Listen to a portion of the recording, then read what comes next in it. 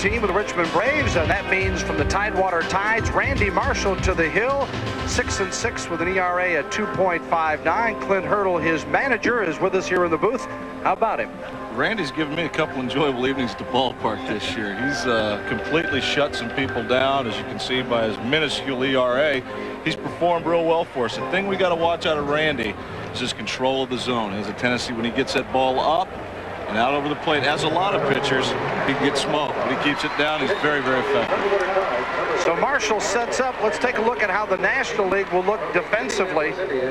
In left field is Eddie Zambrano. In center is Fernando Ramsey. In right is Rod Brewer of Louisville. Gary Cooper, the MVP last year, at third. Carlos Garcia at shortstop.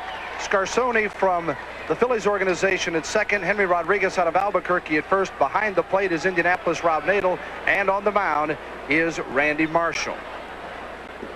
And stepping in is Wayne Kirby. Kirby leads it off out of Colorado Springs, the Cleveland Indians AAA club. And look at the numbers: 338, 6 home runs, and 41 RBIs. And the first pitch is ball one from Marshall.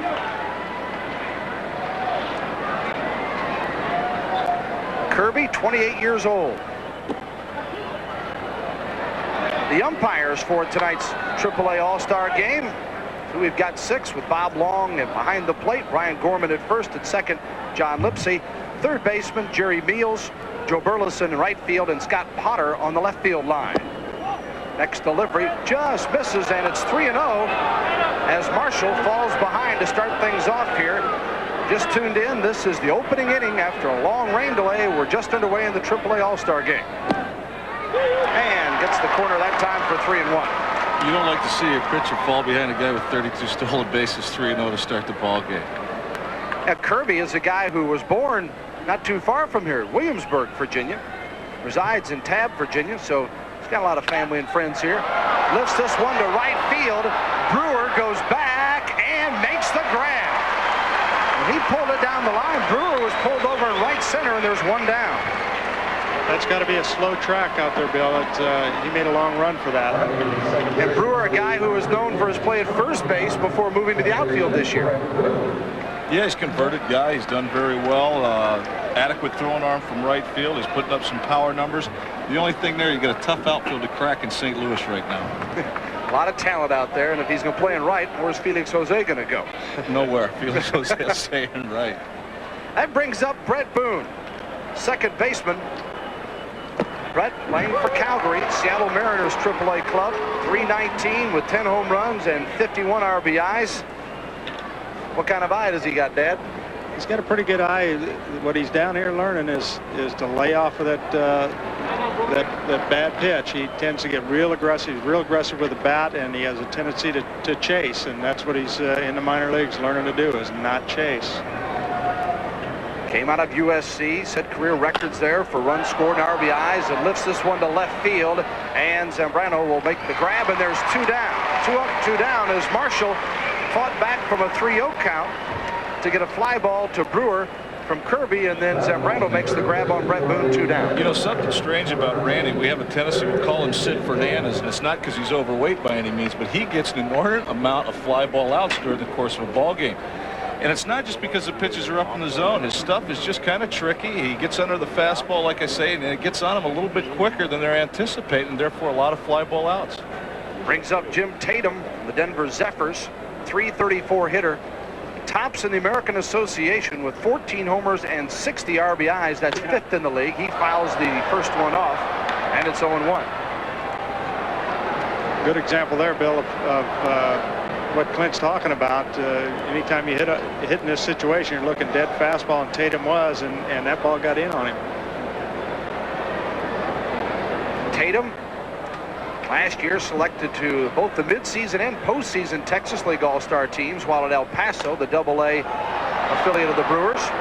Second in the league with RBIs, 128. And I know Tony Muser, who's the manager of this American League team, really likes the way this guy's coming around. Well, he's an aggressive ball player. In the last 2 years, I talked to Jim before the game, he swings a 33-inch bat, which is very uncommon. It's very short. With the numbers he's been putting up, I don't think he's going to change anytime soon.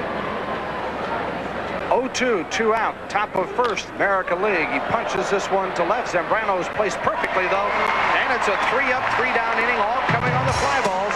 We'll be back with the National League starting lineup and batting order in just a moment.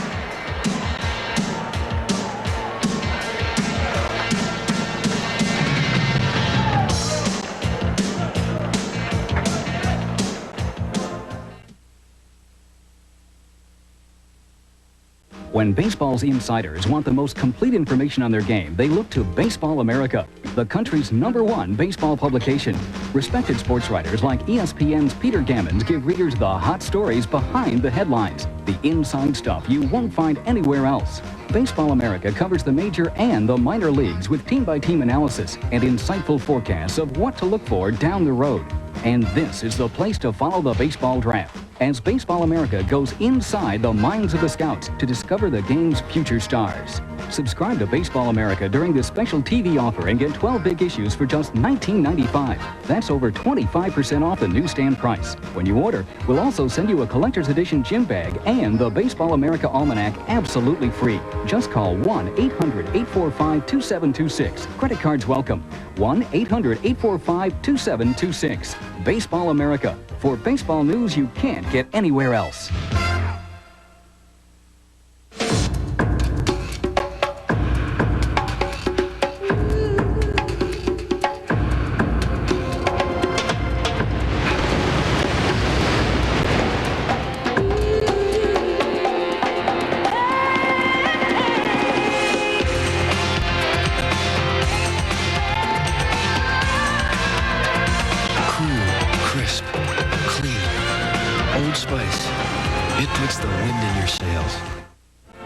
Recently, the Suzuki four-door Sidekick was voted best in its class in Canada. Pretty impressive. I mean, this is the great frozen north, the Yukon, rugged, untamed wilderness. We're even picking up a video as an adventure. So what if they call each other Hosehead and end every other sentence with A? It's an honor, and we're going with it. The four-door Suzuki Sidekick, starting under $12,000. For great deals, see your Southern California Suzuki dealer today. Welcome back to Prime Network's coverage of the AAA All-Star Game as we go to the bottom of the first and the National League ready to come up. Let's take a look at the Skybox starting lineup. The manager from the Richmond Braves, Chris Chambliss, has done an outstanding job. The former Yankee, Atlanta Brave, and Cleveland Indian has been manager of the year twice already in his career on the sidelines. His leadoff hitter from the Cubs of Iowa, Fernando Ramsey, great speed at the top of the lineup, has 23 stolen bases. Hitting in the #2 slot, Steve Scarsone, out of the Phillies system, 91 AAA All-Star member. #3 hitter, Rod Brewer, the Louisville Redbirds, already has a career-high 13 homers at this point. Hitting in the cleanup spot for the National League is Henry Rodriguez of Albuquerque, the Dodgers affiliate. He's been an All-Star at 4 different levels now. The #5 hitter is Carlos Garcia, the shortstop from Buffalo. He has spent time with the Major League Pirates each of the last 2 seasons as well as this year. Right behind him, his Bison teammate, Eddie Zambrano, the left fielder. The #7 hitter is Rob Nadel, the catcher, a catcher hitting .333. The #8 man, veteran Rick Shue, the DH. He's looking for expansion at age 30. And the #9 hitter for the National League is third baseman Gary Cooper, last year's AAA All-Star Game MVP. And on the mound, Dennis Moeller, formerly of the Omaha Royals. He's going to Kansas City to the big club and leaves with a league-leading ERA of 2.25, a record of 7-4, Bob. He's an excited young man right now, pitching a AAA All-Star Game, and then he's got his bags packed going to Kansas City. He's a Charlie Leibrandt type pitcher. Sinker, slider, has got to pitch in and throw strikes in on the hitter to set up his off-speed stuff. He throws from several different angles. Came in on the first one, ball 1 to Fernando Ramsey.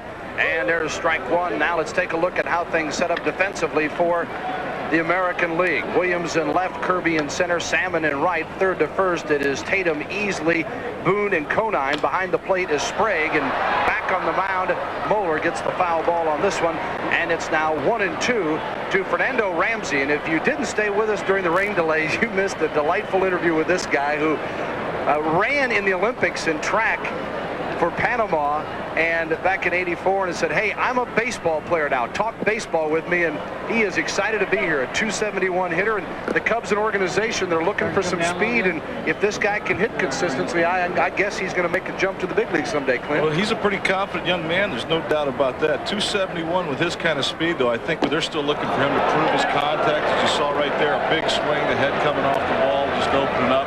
He's got to put the ball in play. He's got to bunt effectively to utilize, the tremendous asset that the speed gives him. So Moeller gets the strikeout, his first, and that brings up Steve Carsoni. And as a former catcher, a guy you learn to hate.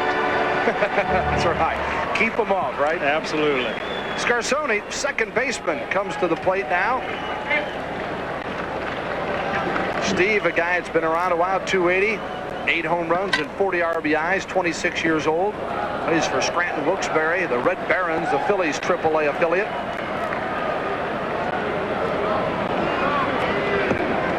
Oh, 0-1 with 1 out. He'll be followed by Rod Brewer, and if anything happens, Henry Rodriguez for the National League. Bottom of 1, no score. I get to see Steve run the bases quite a bit early in the season. We had 1 3-game set with the Phillies. He had 6 doubles. Well, last year he played in the All-Star game, went 3 for 4 with a double in the contest that was played in Louisville.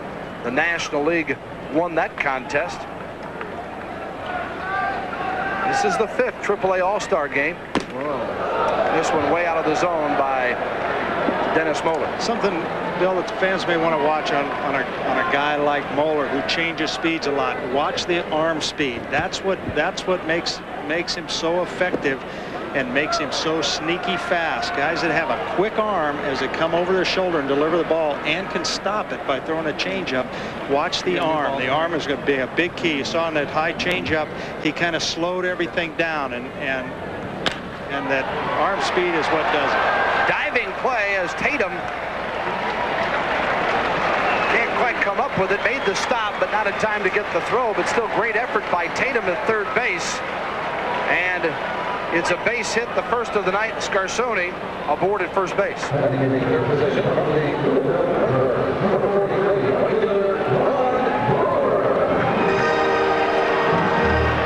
Tatum didn't know where it was.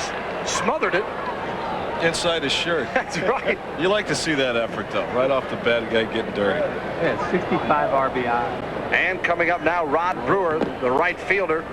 The Louisville Redbirds, St. Louis Cardinals AAA ball club, having a fine year at .305 with 13 homers and 65 runs batted in, 10th in the American Association in hitting, 2nd in RBIs with 65. This is the guy they waited on. I'm sorry. This is the guy they waited on a little bit. He was a 5th-round draft choice in '87. As you said, he started off as a first baseman, and now in the outfield, some decent power numbers. But again, that clouded outfield picture in St. Louis. All-American out of the University of Florida in 1987, 5th-round selection by the St. Louis Cardinals. Got to watch him hit a little bit, Bill, and he. In the 2 rounds of batting practice the last 2 days, he's got an awful pretty swing. Missed around a month last year with a dislocated shoulder, and said he's healthy now. Things are falling in place, and the 13 homers, a career best, and still the second half season to go. So pretty evident when he's healthy, he's got some pop. We got some sprinkles again here after the big one hit, according to the Richmond general manager. He told us that was it, but the fans have stuck around in a crowd of 12,000 here wanting to see it. Did you see that last pitch? A dirty left-hander dropping down on a left-handed hitter. I hate when that happens. Should be outlawed, shouldn't it? Never in this country. And then the catcher sitting here grinning, saying, yeah, nice call. Well, you got to get it out there, though. 2-2 is slapped out into right field. Coming on and letting it fall in front will be Salmon. And the runner, Scarsoni, holds up at second base. Back-to-back singles by Scarsoni, and now Rod Brewer, and 2-man on with 1 out for the National League. Brewer had seen a number of breaking balls from Moeller, and you see on that swing, as much as he was out front, his hand stayed back. He had seen the breaking ball enough, and he was able to get the barrel on the bat, and that's what produces hits. Brings up Henry Rodriguez of the Albuquerque Dukes. Out of the LA Dodgers organization. You saw Boy Rodriguez. Boy is also on the National League team from the Richmond squad. He is on the bench to start with. This is Henry, though, with Albuquerque, 6'1", 180, hitting .322. Popped it up, and catcher Sprague had to run around the hitter, and then the first baseman Konin. And you look at the center field flag, and there's very little movement, but I don't know if Konin misjudged it, or maybe that was a swirling wind that brought it back. I think that's a bit of a misjudgment. And take a look. Here's Sprague. Whose call is that? That is definitely the first baseman's call. And as a catcher, you know where that ball is. As you run and approach the ball, you're listening for a call. You're listening to be called off the ball. I thought it was pretty aggressive on that. I probably stayed right at home plate. I didn't want to mess with that one. Carlos Garcia steps in and fouls this one off. 0-1 with 2 out and 2 on for the National League. Scarsoni at second, Brewer at first. This is Garcia, the shortstop from the Buffalo Bisons, Pittsburgh's AAA club. Garcia from Venezuela, 24 years old, .274 hitter, got some pop with 9 home runs and 47 RBIs. You know, there's some people in the association that I've talked with. Will Cordero, the shortstop for Indianapolis, very highly touted. There's some people in the association that like this guy better, even though he's 4 years older, because he's a real plus offensive player. Any chance with the trade of Buechele that he could go up, fill that spot in Pittsburgh? You know, the way they're going, the way Jimmy Leyland can manipulate a ball club wouldn't surprise me at all if the kid went up and he played well for him. Moeller, high and outside, 1-2 with 2 down.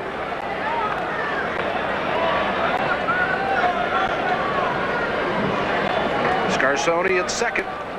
He got on the infield hit. Brewer with the slap to right aboard at first. 2 down, 2 on for Garcia. Inside, and 2-2 now. Zambrano is on deck, his Bison teammate. Here's Moeller. 104 innings pitched coming in here, giving up 104 hits, walked 28 and struck out 50. He's going to make him put it in play. 2-2 and just missing. Went to Cleveland High School in Reseda, California, same school that produced Brett Saberhagen. They throw just about opposite ends of the spectrum. They do, don't they? Yes, they do. 2 different types. Dennis Moeller, foul back on the full count, and we'll try it again with the runners moving. Moeller's the type of guy that has learned and has to throw the off-speed pitch behind the count. He's in a tough situation here. Hitters tend to lay on a fastball in this situation, and with his kind of stuff, he has to be able to throw off-speed stuff, and he's going to find that out real soon when he gets to Kansas City. Good test right here with the 3-2. Runners moving, and again, Garcia fouls it off. This is a real tough situation as a catcher when the hitter starts fouling pitches off. You know you've got a pitcher out there who's got to throw an off-speed pitch, and now you're kind of using up fastballs, and you've got to kind of work the psychological impact on the hitter and try to decide what pitch to throw right now. Here they go again and again. 3 in a row now. You know, Rod Brewer was sweating an awful lot yesterday in the workout. I don't think he appreciates this right now. That's his 3rd time down the second. I know Scarsoni's in good shape. He's a real professional. We go to Scranton. He's out on the ball field 3 o'clock every day, hitting off the tee, running. He's ready to go.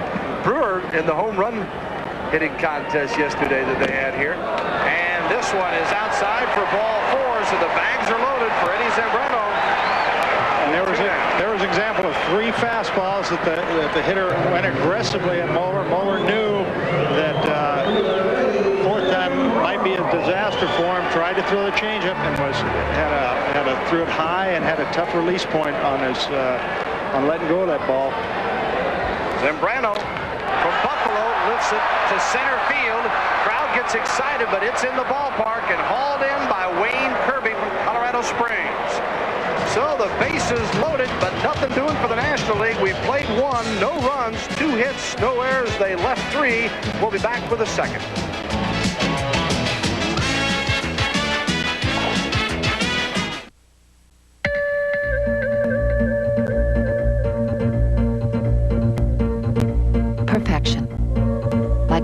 else on earth, Californians persist in believing it's achievable.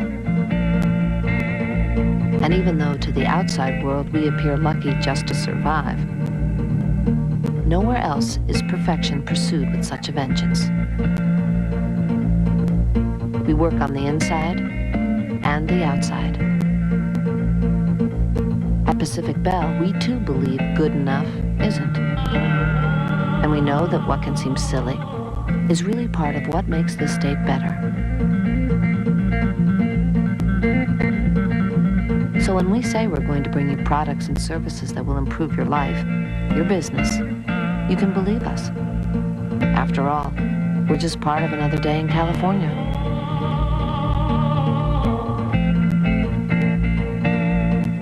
In tennis, you don't just play the opponent. You've got to play the ball. It's how you play the ball that determines whether your shot is in or out, whether the point is won or lost. Now, you can play the ball and win with this half-hour video by Tennis Magazine instruction editor Vic Braden. Free with a 1-year subscription. 12 issues of Tennis Magazine. Call 800-848-4600 for a full year of Tennis Magazine, plus this free video. Just $13.77. Call 800-848-4600 now.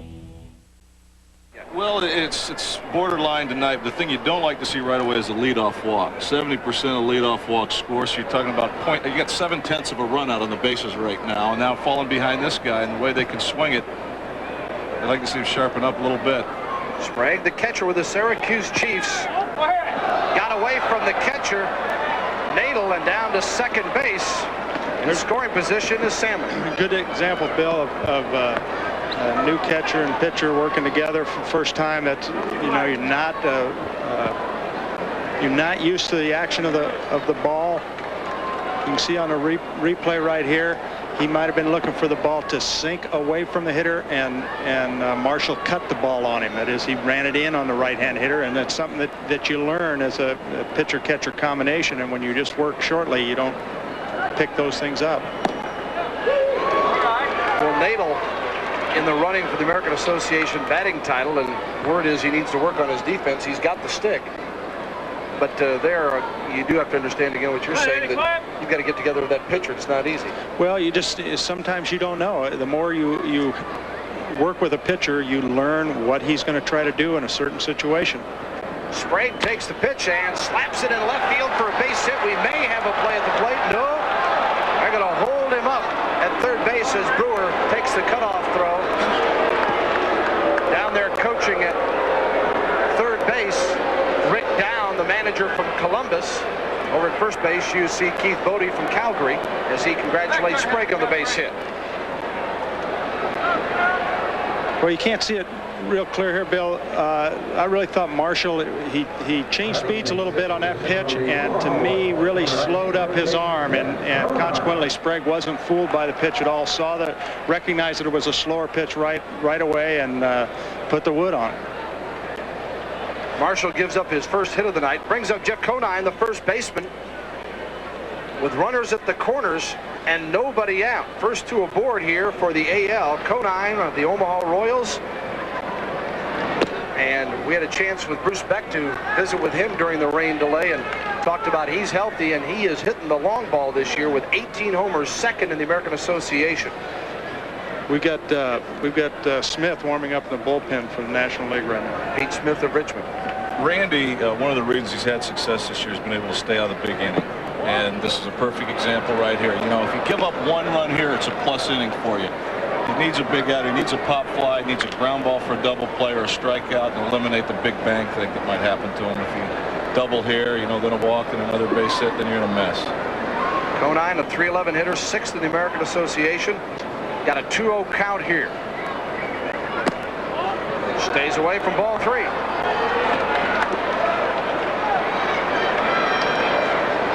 There is Pete Smith, the right-hander, in the work of the National League bullpen. His teammate was scheduled to start tonight, but warmed up twice, and because he just pitched 2 days ago, they decided to bypass him. We'll not see him tonight. Interested to see if he's swinging here.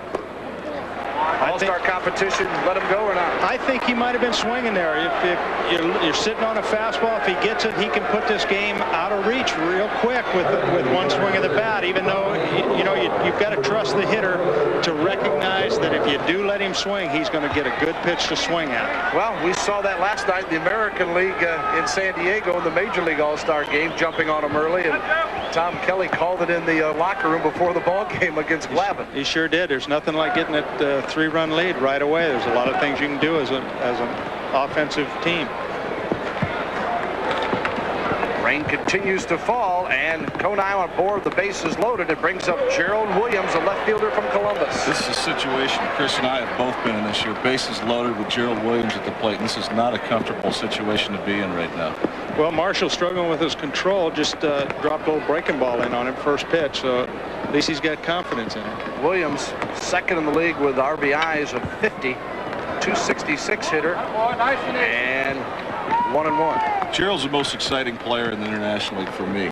He's got an Eric Davis type stance, got tremendous power, good base runner, can steal you a base, can hit it 450, covers great territory in the outfield. I really like this kid. He plays hard. First full year here at Columbus.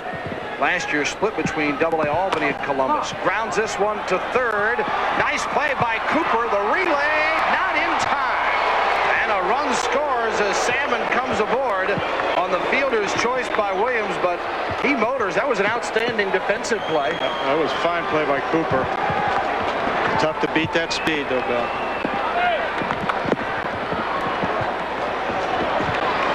You got fooled a little bit on the pitch. Cooper made a good charge, good turn, and Williams is just too fast for it. Most mortal people would have been out with a double play there. I was real impressed with Marshall's sequence of pitches that time. He knew as much as he was in a jam, bases loaded, nobody out, stayed with his strength and off-speed pitches, even though he's struggling with control. Only way to stay out of that situation of a big inning is to make pitches with your stuff. The tendency that players have and that inexperienced people have is to go to the fastball to try to make them hit it because you don't want to walk that hitter. Marshall showed a lot of confidence in using all of his off-speed stuff, and Williams got fooled by the pitch. And this is Monty Ferris, a designated hitter from Oklahoma City, the 89ers, the AAA club for the Texas Rangers. Runner going, got him in a rundown, and Williams is going to be a dead duck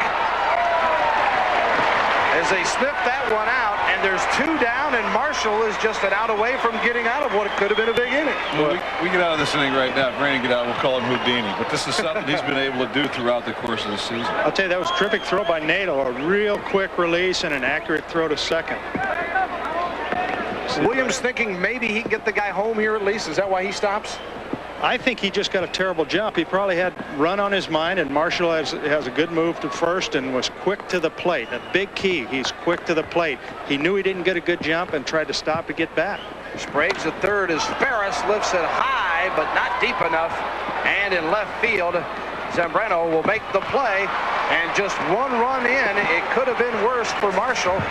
The American League does get on the board, though, with a run. They do it on a base hit, a couple of walks, and they leave one. It's 1-0. We'll be back with the bottom of the second.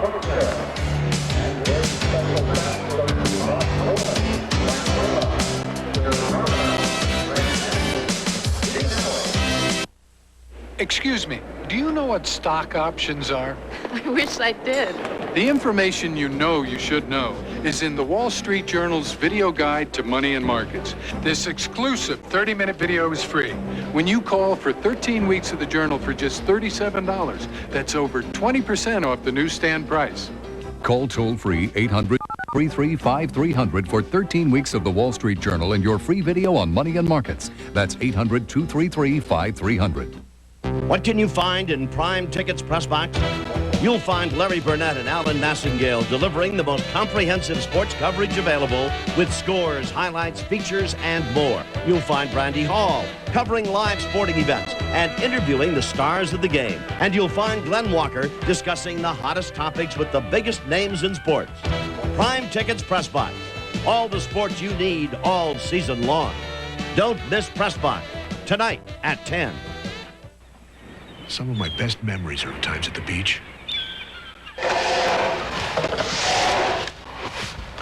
But now our beaches are threatened by pollution. If we don't stop, our kids will have different memories. Don't dump in the storm drains. The beach is closer than you think.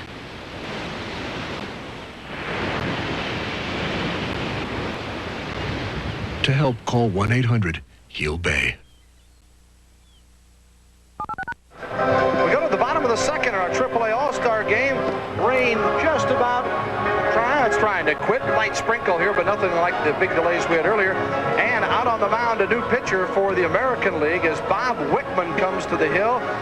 One of the 6 Columbus Clippers here out of the Yankees organization, and he is a dandy at 9-4, third best in the league in wins, 10th in ERA at 3.06. 3-pitch pitcher, fastball, slider, straight change. He was involved in the Steve Sachs deal is how the Yankees acquired him. This guy has been on top of it. He had a tremendous run where he won 9 straight games, was 9-1 at one time, ended up 9-4 to close out the first half. But we face this guy, another guy with a slider as his out pitch, and the changeup complements his fastball so very, very well. Does he throw a split finger at all, Clint? No split finger. Not that many of the Yankee pitchers throw the split in the Columbus staff. Fastball, slider, straight change. You'll see it from Draper later, and Militello the same way. And stepping to the plate is Rob Nadel, the catcher, to lead things off. Nadel from Indianapolis hitting .333, second in the American Association with 9 home runs and 44 RBIs. And what a lift he gave his ball club last inning by throwing Williams out. We were looking at a huge inning, and a good move to the plate by Marshall, a great throw by Nadel, and American League comes up with just 1, and they were looking at a chance of blowing the National League out real early. Instead, just 1-0 as we go to the bottom of second here. Wickman had an accident at age 2 where he lost the top third of his right index finger. Some are crediting that now with the strange movement on his slider, Clint. Does it move a little bit different than what you see from most people with a slider? For me, all it is just really sharp and really tight. I don't know if the missing piece of the index finger has anything to do with it. The kid has just been very, very aggressive on the mound. And as I said before, he gets on top of that slider. It's just a real hard bite. Brett Boone with an outstanding play, but not in time as he went behind the bag, and Nadel is aboard with a base hit. Brett Boone covering a lot of ground to come on the short side, stop side of the bag, and Nadel just a little too fast. Brett went a long way to get to that ball. That ball got in on Nadel, was not hit that hard, and it was a terrific play and good hustle by Nadel. Rick Shue comes to the plate. Line shot, double play. Woo! Nice job by Konin with a reaction at first as Shue lines to him. He steps on the bag and Nadel is retired, and there's 2 down. You think this has something to do with all those racquetball reactions? That was right at him. Nobody moves. That's a pitcher's delight right there. Whether you have a full finger or not. Let's go to Bruce Beck now down in the dugout. David Need was supposed to be the starting pitcher tonight for the National League, but what happened?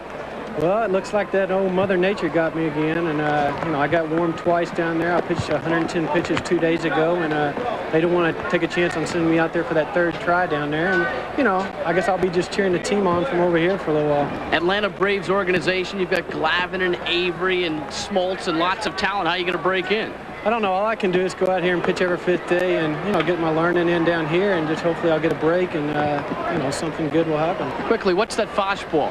It's a little split finger changeup I throw, and I can throw it in a couple different grips, and it works like a split finger fastball. Back upstairs to Bill Land. Sounds like something you'd throw in the rain like we've got here tonight, doesn't it? Yeah, it does. At the plate is Gary Cooper, third baseman of the Tucson Toros, connected with the Houston Astros. Cooper, the MVP in last year's AAA All-Star game in Louisville, had a 2-run double in the 8th that gave the National Leaguers the lead, and hitting .281 with 4 homers and 43 RBIs. Gary Cooper. 2 out, nobody on, bottom of 2, 1-0 American League with the lead. You got to give this kid a lot of credit. MVP last year, the team wins it all. He comes back, he's sent back to AAA. He could let the bottom fall out. He hangs in there, he makes the All-Star team again. And got Caminetti playing ahead of him in Houston, and they go draft Phil Nevin to give him $700,000 to become the third baseman of the future. So a guy, though, that has a chance to showcase his talents here tonight because of expansion and other people looking around. Absolutely. Expansion is going to be a great opportunity to a lot of minor league players this year, and it's going to open up a lot of things for them. And it's one of the things that keeps these players plugging hard, so they know I'm not buried in this organization. There's things on the horizon. His walk, Cooper's, brings up the top of the order. Ramsey right up the middle, and Cooper will head for 3. No, he'll put on the brakes quickly, and Ramsey, after striking out his first appearance, doesn't fool around and slaps the first one right up the middle for a base hit. And for the National League, that's their 4th hit of the night. Well, they're swinging the bats. I think the thing that's impressive, though, for me with Wickman, we've clocked him during the year, and they got him a couple 89 and 91-mile-an-hour fastball tonight, which is plus major league fastball. It could just be hitting speed, though, tonight. Well, if it's sinking, I'll tell you what, you throw it 91 and you make it sink, whether that finger helps him or not, he won't hang around here long. I'll guarantee you that. Now, that ball stayed up and out over the plate, and it was easy for Ramsey really just to drop the head of the bat on it. He didn't try to do anything extra with that, and the result is a nice stroke through the middle. And Wickman's a neat story, just 23 and traded to the Yankees with Perez and Domingo James for Steve Sachs back in January, and turned out to be some pitcher out of the University of Wisconsin Whitewater, a Division III school, and drafted in 1990 and just one step away from the big leagues as Steve Scarsoni fouls off this pitch. You know, one thing you're going to watch right here is people working together the first time. Brett Boone put on a play right there, an open hand daylight play. He was charged to second base, and Wickman didn't see him and went home. They kind of left a lane open right there, but that's going to happen. Some of these guys don't know each other as well as the players they have on their own team during the season. First and second, 2 down. Nadel started things off with a base hit. Shue then hit a screamer that Konin grabbed at first and doubled up Nadel, and they had to start all over. Cooper with the walk, Ramsey with the single, and now Scarsoni could bring them in with a base hit and tie it up. They're down 1-0, the National League.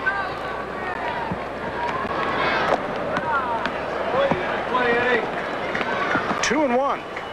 Nice play by Sprague digging that out. I think that ball caught him more than he caught that ball. Guy just learning to catch. Do you go out and just have people throw them in the dirt to you? Well, you do that a lot. You know, the only way to learn it is to practice, and practice correctly. He actually reacted to that ball with his glove.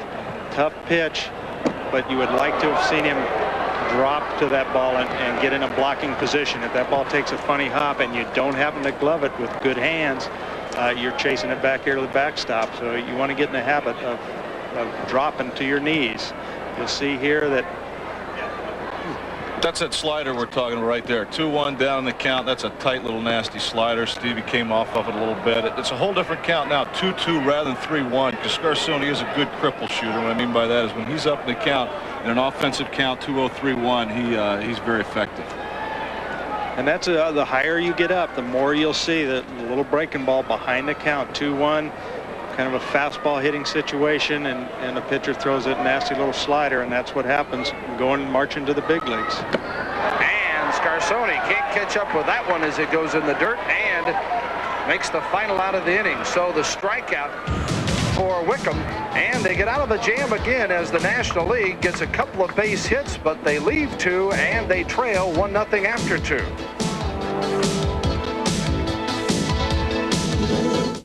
We all know how much fun playing the guitar can be, but until now, learning meant months of tedious lessons costing hundreds of dollars and getting limited results. Well, no more. Now you can learn to play any guitar in only 30 days. In fact, you'll actually be playing from the very first day, even if you've never held a guitar before. How's it possible? With the revolutionary Guitar Today video program. Rock, country, folk, pop, or jazz, you'll be playing guitar from the very first day. When I first heard about the Guitar Today video, I was skeptical, but I tried it, and now I'm playing electric guitar in my own band. I ordered the tape for my son, and he played his first song in only 1 day. Then my daughter used the program, and she did just as well. Now my husband is showing off with how well he plays. Use your credit card and order your 2-hour videotape and instructional workbook for only $29.95 plus $3.95 shipping. Call now at 1-800-669-3737. That's 1-800-669-3737. Or send your check to the address shown. Sorry, no CODs. It's showtime. Showtime. Hey! Whoa! Outdrive your partner with this half-hour instructional video, free with a 1-year subscription to Golf Digest, just $19.77. Call 800-932-1400. Imagine, the video and Golf Digest. Call 800-932-1400.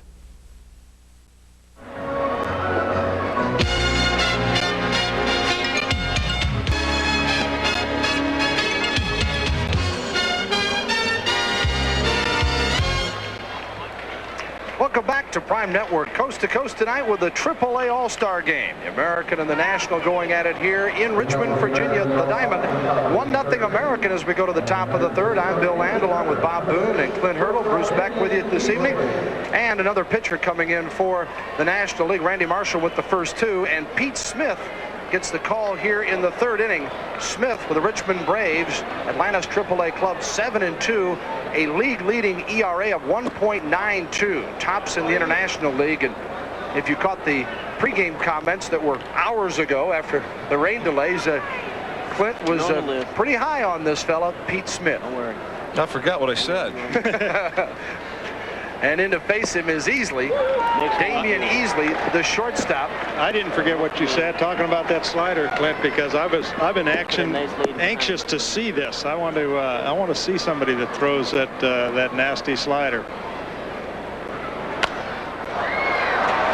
Pops it up to right field. Brewer is there and one down. So Easley was retired on the pop fly. Well, I think Pete's success this year, he's got the 4 pitches, fastball, slider, curveball, and straight change. He's had such good life on his fastball, and he's pitched so aggressively inside, backing people off. He's quick to the plate when he does get runners on. But the slider has been the pitch that's just mystified our team, and I think the rest of the league. He gets ahead of that fastball and that slider. It's like a no-see him. It's there, and then it's gone.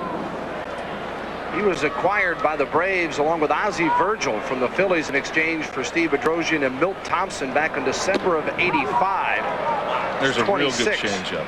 Gives you an idea of what they thought of him, though, to give up that type of talent at that time for a guy who was a prospect. You know, as we talked earlier, he's had 6 stints up there and just never been able to stick. And I don't know whether it was nerves or lack of experience or lack of stuff, but he's rolling now.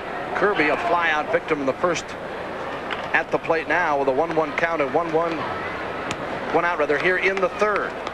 He'll be followed by Brett Boone. Kirby, the leadoff man.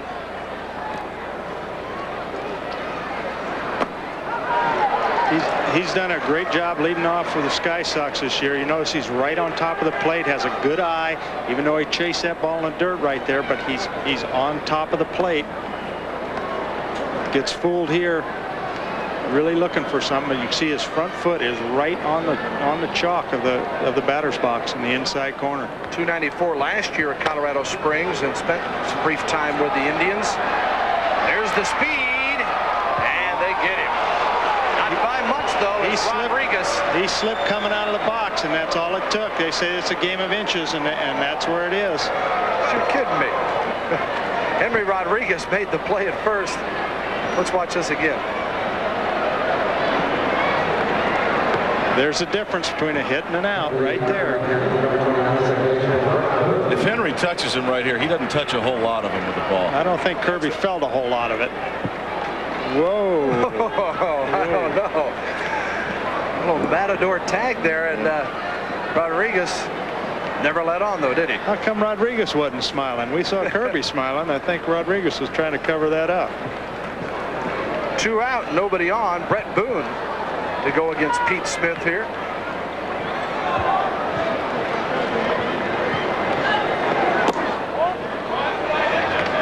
Smith started last year on the disabled list with Atlanta, had rehab stints in Macon and Richmond before he's recalled to Atlanta in May and sent back to Richmond in July and back to Atlanta in September. So he has really settled in, though, this year with the Richmond Braves, and certainly got to have a lot of confidence, and he'll be back up somewhere soon, don't you think? Well, like I said earlier, Colorado, Florida, and plus this being a Rule 5 draft, he's not protected on the 40-man roster, so we grabbed him for 50 grand. And Brett chasing that 0-1 slider, or the 1-0 slider outside. That's the nemesis of his. That he's down here to learn. That he's got to lay off of that right there. 2-2 to Brett Boone. He flied out to right his first trip. That ball is just off the plate, and that's the difference between the minor leagues and the big leagues. Learning to lay off of that one that's just off the outside of the plate. That's a pretty good pitch, though, Dad. I don't know if you or I ever hit that one either. One of the newspaper writers asked Brett today, what do you think your dad will say on the telecast? He said, oh, he'll probably write me. And guy's biting the corner, and the old man said, now, wait a minute. Well, he did a really good job right there, taking a nasty fastball away. That's after chasing that slider, the tendency is to come with a fastball and get the guy to chase again, and Brett was able to lay off of that.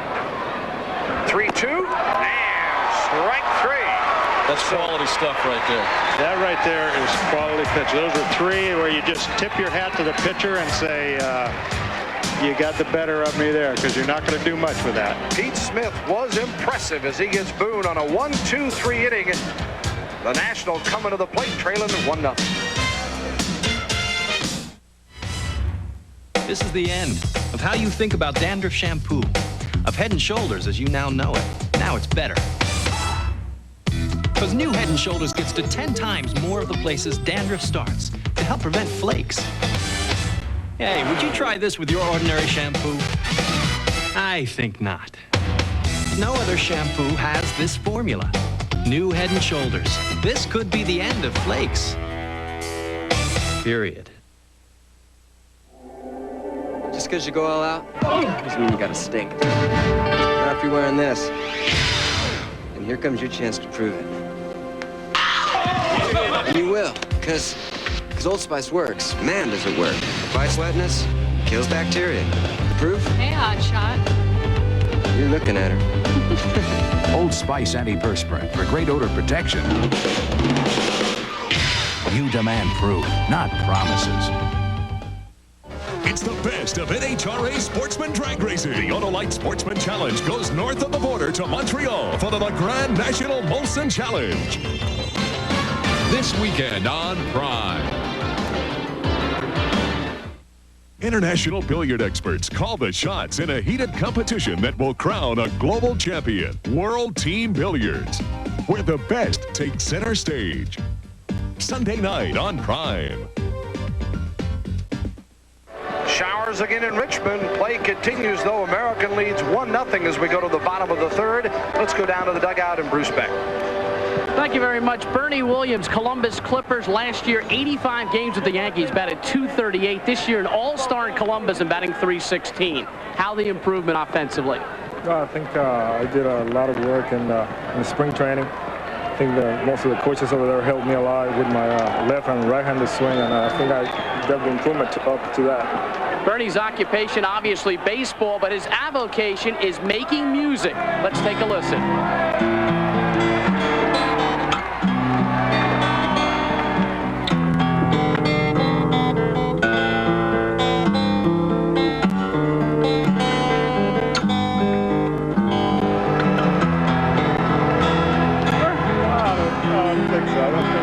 Baseball. All right, let's go back upstairs. Talented bunch we've got here. Track stars, musicians, a little bit of everything here. Thanks, Bruce. Bill Land, Bob Boone, and Clint Hurdle with you up top here as the rains continue, and Rod Brewer steps in to lead it off in the third. He singled to right, reached out and slapped it. Wickman, the pitcher again from the Columbus Clippers, gets his second inning of work, and it's a 1-1 on the leadoff man, Rod Brewer. We're seeing some painting, as they say, of the plate. They're using those brush strokes just to nip the outside corners. We saw it last inning with Smith, who threw great stuff at last inning, and now Wickman's following him up. In the two heavy rains that we had before the game got underway, particularly the second one, the home plate area did get hammered pretty good, and we saw the hitter slip a little bit. I think the mound's in better shape, but it's getting a little sticky too. We've seen Wickman take the stick to try to get the mud out of his cleats. They've got what you call diamond dry or turfus they put down that absorbs some of the wetness on the ground. The problem you have is when you have continual rain, it never really gets a chance for it to work. It's just something you got to bear through. Disappointing with a crowd of over 12,000 here tonight to see this one that was supposed to get underway about 2.5 hours ago, and here we are now in the third inning, and they were very strong in sticking around through all that rain, figuring it was going to quit, and now it keeps coming back a little bit. Brewer at the plate with a 2-2 count. He'll be followed by Henry Rodriguez and Carlos Garcia. 1-0. American League got a run in the second on just one hit. As they say, Bill, that's baseball, and that's one of the things that makes this game great. I mean, you never know. You know, a thing that's gone on for whether you're coming back in the 9th inning or whether you're going to have to play in some real muck. You never know in this game. Full count pitch to Brewer from Wickman, and right to the second baseman, and Boone gobbles it up, 1 down. I'll tell you one happy camper tonight who's ever in charge of those concession sales. With those 2 long rain delays, man, you think they went through some hot dogs and some hamburgers? Sold a few beverages here tonight as well.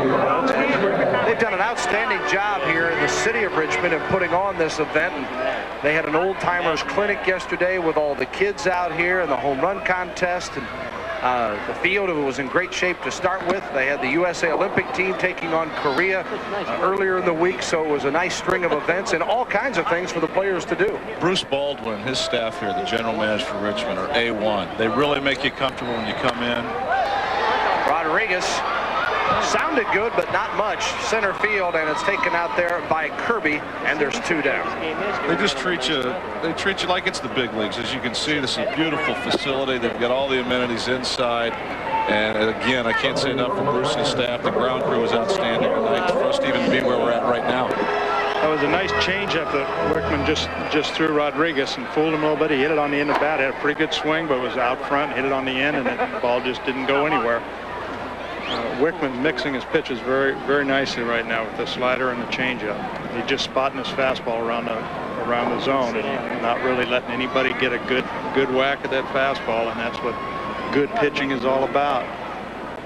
Bring up Carlos Garcia, the shortstop, who walked and was left stranded in the first inning when the National League got the bases loaded and couldn't get anything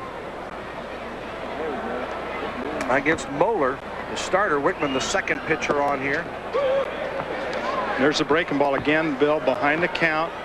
He just missed with the fastball and then dropped the breaking ball in for a strike 1. And Wickman. Now, as you do that, you make the hitter a little more aggressive because he's not ahead in the count, and what happens, he chases the slider out of the strike zone. It's a whole art to pitching and working your way to the big leagues. It's a whole art of hitting and working your way to the big leagues. This one outside 2-2. How much do you guys as managers visit with your hitters? And there's got to be a real psychological end to this at the AAA level as much as at the major leagues, or maybe more. It's even closer at the AAA level, I think, than the major league, because these guys, it's their livelihood. The big leagues guys are setting 2-, 3-, 4-year contracts. They're making a lot of cash. These kids here got to get it done now. And they don't want to hear what you did, how good you were, nothing like that. They want to know what you can tell them that'll help them get it done this particular Plus, day. they're so close here, Bill, that the talent is not that much different between here and the big leagues. You're working now on fine tuning, and those guys that can fine tune it get there, and those that don't can't. And right now it's the finesse game. It's being able to lay off of that slider just off the plate, understanding what the pitcher's trying to do, and making those adjustments as a hitter. Everybody knows you can hack, and now you're fine tuning, and that's the difference between single A, double A, triple A. Carlos Garcia hit a vicious foul and then hit a line drive that Konin is all over down here like a cat as he makes another grab, and there's 3 up, 3 down here in the third. National League still trails 1-0 after 3.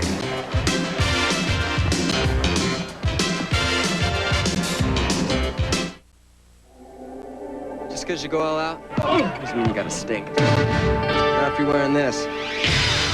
And here comes your chance to prove it. And you will, because because Old Spice works. Man, does it work. Fights wetness, kills bacteria. The proof? Hey, hotshot. You're looking at her. Old antiperspirant for great odor protection. You demand proof, not promises. Catch the nearest wave and ride it out as Prime Ticket presents the Bud Pro Surfing Tour, brought to you in part by your Southern California Nissan dealer and by Body Glove. Everything your body wants to be. The Bud Pro Surfing Tour. It's wet, it's wild, and it's on Prime Ticket. The competition is tremendous, and only the best survive as the 1992 Bud Pro Surfing Tour hits Oceanside, California. Say who we are, and you save this with your discount subscription to this Road and Track at the lowest rate going. An instant TV discount of $9.97 off the basic rate if you grab the bargain now. Call toll-free 1-800-942-6400. 12 issues are just $9.97. An instant TV discount of half off the basic subscription rate. To save now, call 1-800-942-6400. That's 1-800-942-6400. Back American League with 1 run on just 1 hit. They lead the National League. Nationals have 4 hits as we start the top of the 4th inning. And behind the plate from the Phoenix Firebirds, seen some time with the San Francisco Giants. Steve Decker takes over for Nadel, the Indianapolis catcher, and Decker will get his first work defensively. Decker having a good year, Bill, for Phoenix. Is very much an offensive catcher and is really in Phoenix and not in the big leagues because of his defensive abilities or lack thereof. He's got a strong throwing arm, but he's working on how he receives the ball, smoothing it into his glove, and also balls in the dirt. And that really that's the only reason that he's not in the big leagues, in my opinion, somewhere, and may soon be. Decker, career .305 hitter in the minors. To back up what Bob Boone is saying, Tatum got fisted and broke the bat as this one to the shortstop, and Garcia makes the play, and there's 1 down as Tatum is retired, and it'll bring up Tim Salmon. The ball wasn't carrying to left field there, was it? Well, it's the humidity and the rain. It's got to be that. You know, that surprises me because I saw Decker at 90 in the Texas League. He was the all-star catcher, you know, late season honors, the whole bit, and he received the ball pretty well. But he got moved up to the big leagues, a lot of pressure early, who knows? Here's Salmon. He walked and scored the only run in the 2nd inning. He caught that ball very well right there. Tough slider right on the edge of the strike zone. He kept his glove in the strike zone and received it. This one fouled off. 1 down, Salmon at the plate, followed by Sprague.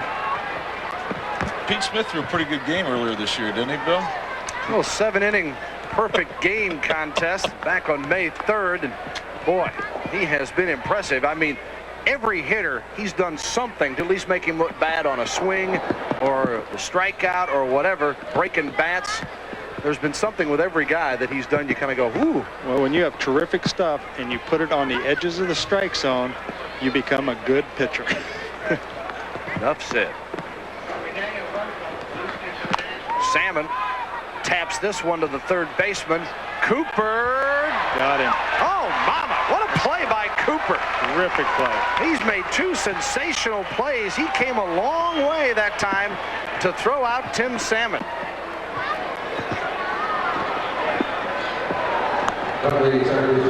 Salmon didn't get the good end of the part of the bat on this ball, topped it. He's got good speed, and Cooper just makes a great play.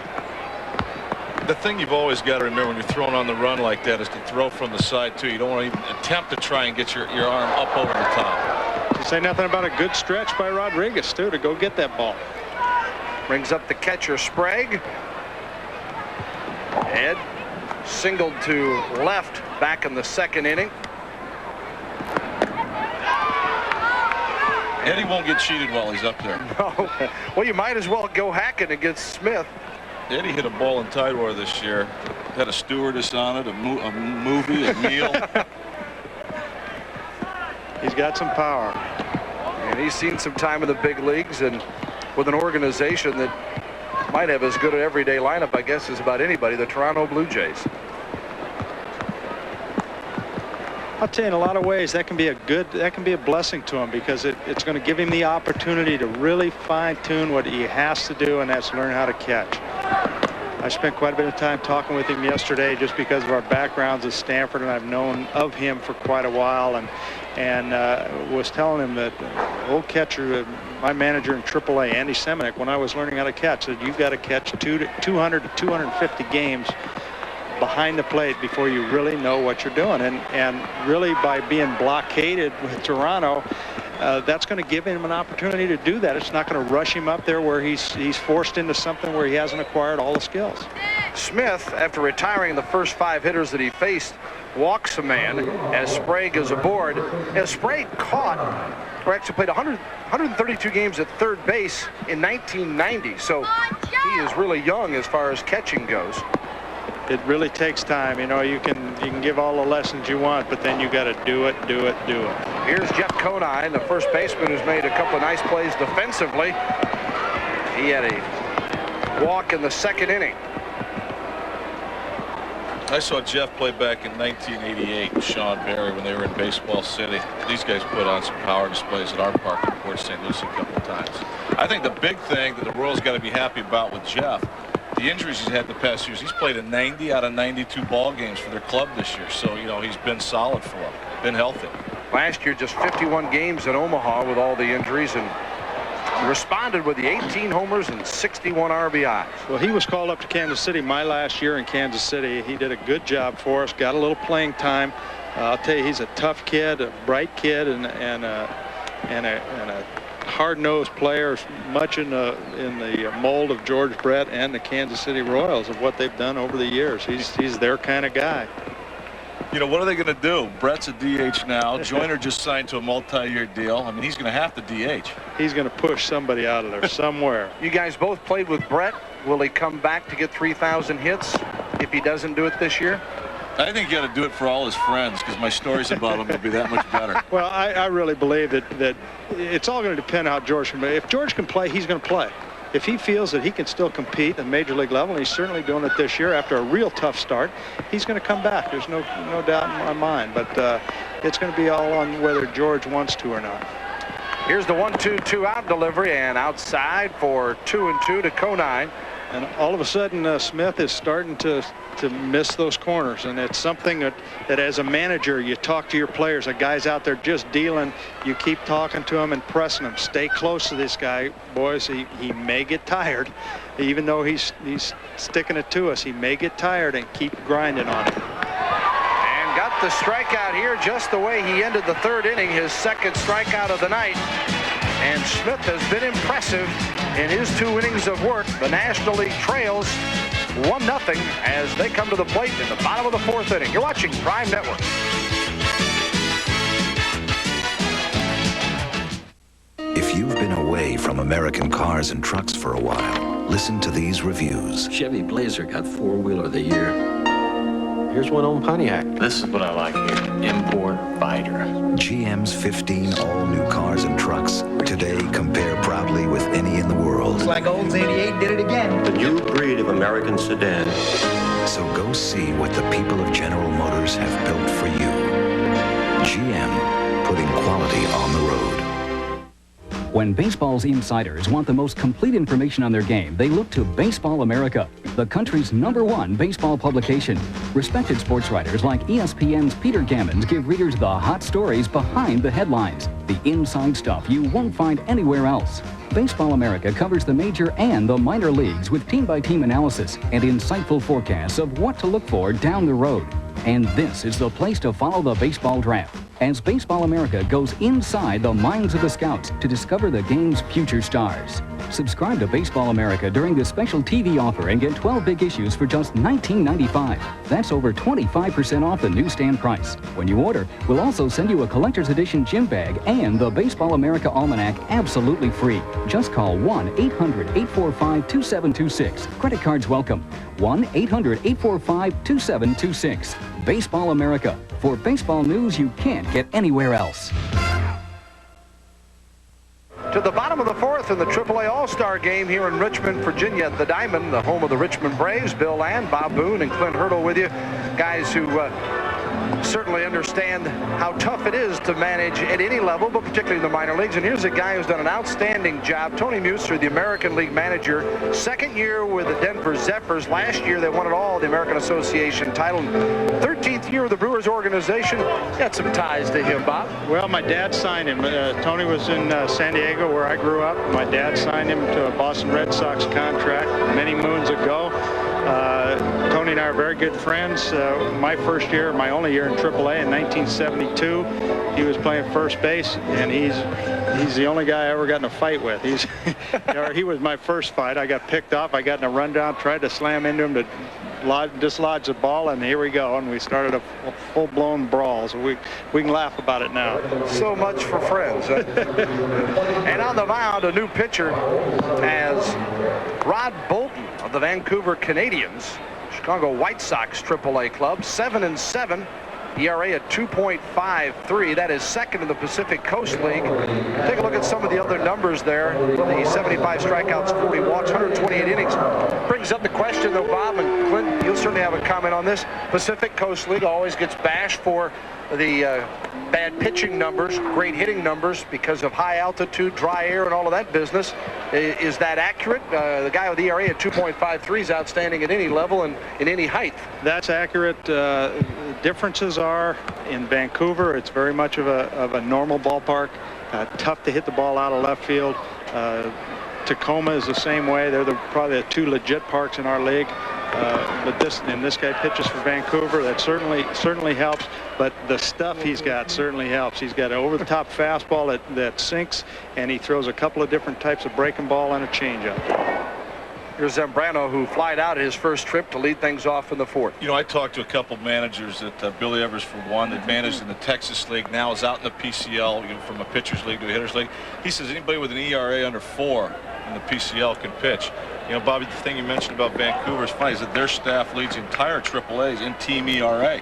It's probably one of the toughest parks to pitch in. There's a prevailing wind. It's below sea level, by the way, in Vancouver, and it's a nightmare for guys to hit the ball out. You've got to really crank it. The ball really hangs up.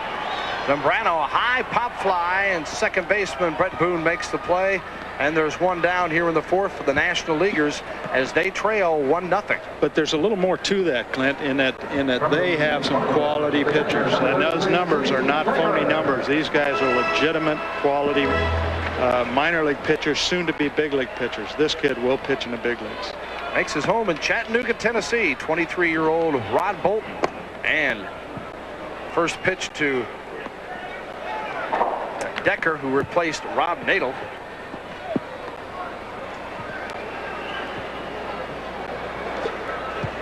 Decker, there's his numbers, 274.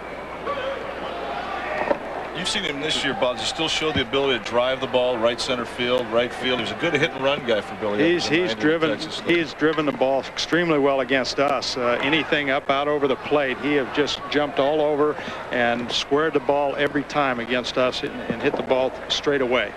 And he's a strong kid and a powerful kid. 2-1, 1 out. Tops it foul. You talk about his defense. In 1990 in Shreveport, he threw out 42% of the runners. He's got a terrific arm. He's got a terrific arm, and it's just that there's more to it than just throwing. And you know, this guy's got all of the capabilities of being probably an everyday big league pitcher, big league catcher. Decker, high fly, is taken out in left field by Gerald Williams, and there's 2 down. Well, it's tough to get a feel of just how hard it's raining up here. It'd be interesting to be down on the field. If it's raining hard enough, it can really be a factor on you, particularly as a hitter, in trying to get a grip on the bat, seeing the ball with water dripping off your helmet. It looks like it's just light enough, though, that you really don't even notice it.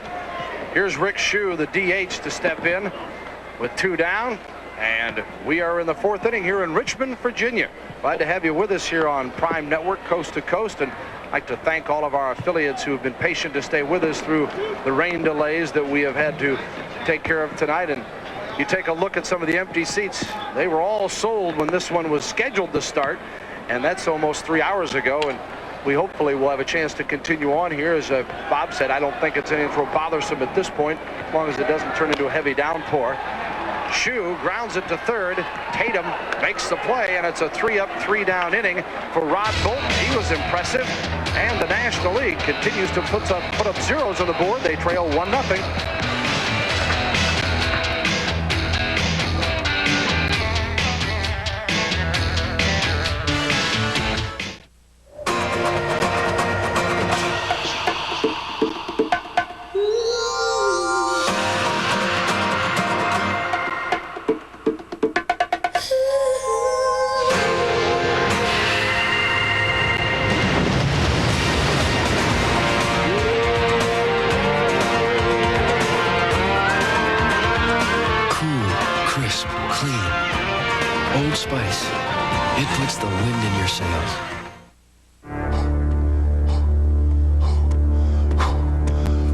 Nutrition Center's Pro Performance Amino 1000, the scientifically developed protein supplement. Amino 1000 can help give you the edge.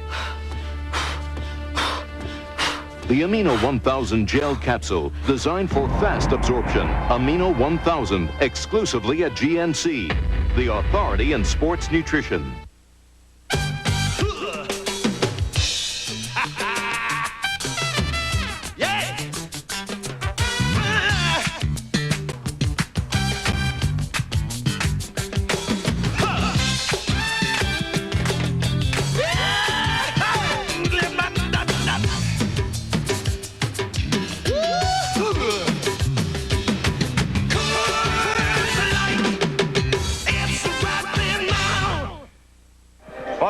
To Richmond, AAA All-Star game. Americans lead at 1-0 here as we go to the top of the 5th inning. Bill Lang, Clint Hurdle, and Bob Boone with you here. Down in the dugout, Bruce Beck. It is trivia time at the Diamond in Richmond, Virginia. So here it is, our annual prime puzzler on the AAA All-Star game, and it deals with our two color commentators that are working tonight. In the 1980 World Series, the Phillies beat the Royals in 6. Bob Boone and Clint Hurdle both participated in the Fall Classic that year. Boone with Philadelphia, Hurdle with Kansas City. Who had the higher batting average of the two in the series? Think about it. The answer coming up shortly. And any truth that Bruce will pay the expenses to the AAA All-Star game next year of those that have the correct answer? They were both higher than 000. Here he is. This man was missing for a while. Rene Arocha from the Louisville Redbirds, the Cardinals AAA club, 7-5 with an ERA of 3.02. That's 5th best in the American Association. 2nd in the league in strikeouts with 91. And born in Havana, Cuba. Yes, this is the guy that came over from Cuba this year and has been impressive lately. And I don't know how they messed that up, because Cooper and Garcia both there, and there's not much of the original 12,000 left. It wasn't crowd noise. No, well, what you got there is your classic miscommunication. You've got a major league fly ball, major league infield pop-up. There's a little wind, it's wet, he's drifting. The shortstop has jurisdiction over the third baseman in the middle of the infield. He should have called him off. I think Garcia got a little confused of where he was, because he had it easily, but you can see Cooper is not yelling on the play, and neither was Garcia. Cooper's right in the spot, and he's waiting to be called off, and Garcia would just drift it over and felt that he had it so easily that Cooper would get out of the way.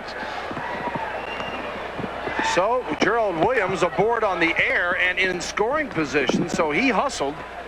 He's on second. I told you it's exciting. You watch right here. Unless they shake him in the middle, he will steal third. It's so much more important as a manager. You get that guy to third base with there he goes. No outs. Catcher's throw by Decker, a bullet. Woo! And he is nailed as Cooper says, thank you, a chance to redeem myself. And there's Decker. We talked about his ability to throw, and he got rid of it in a hurry. He made a terrific throw. Not much movement, just came up and let the strong arm take over. No windup, just short, quick, and sweet. Wasn't even close. Monty Ferris, the DH, now with a 2-1 count. I love to see catchers throw runners out. Ferris misses on the off speed here. Here's a guy who is going to be in the big league someday, someplace. Just cannot find a position. Or the Rangers, he started off with a major league club this year, goes on the DL, hit all right, then comes back to Oklahoma City. He's played shortstop, second base, first base, left field. They're playing him in center now. You look at that Rangers lineup, though, there's not a whole lot of room to maneuver right now in the positions that he plays. You know, he came up as a shortstop. They tried him at second. There you got Franco. They put him out in left field. I mean, you got Gonzalez,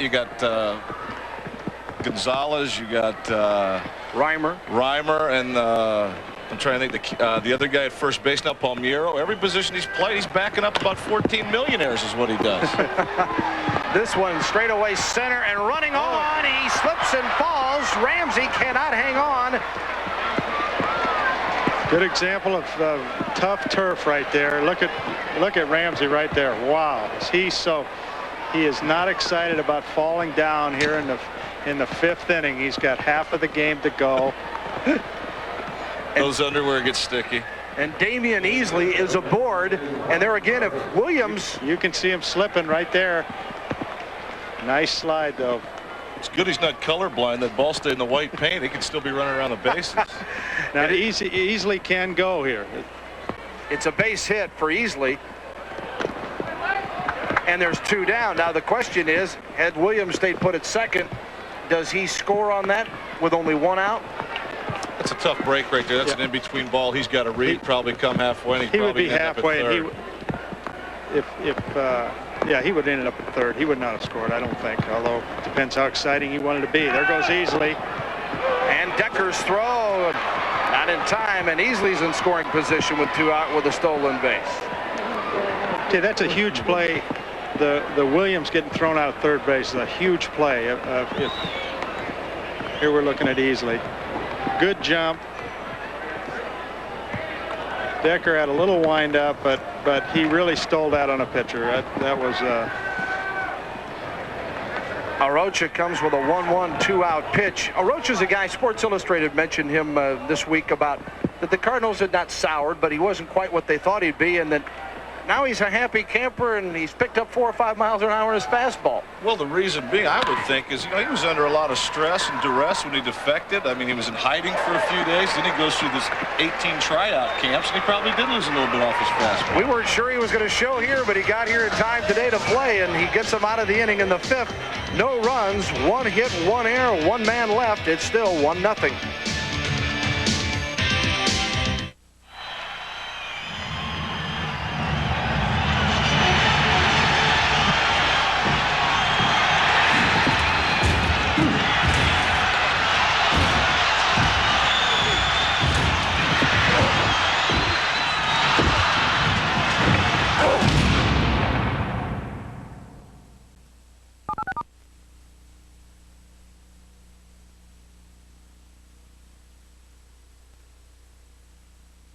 They're the historical moments made by the legends of the game. There it goes, a long drive. If it stays fair, home run. They're the spectacular plays made by the superstars of today.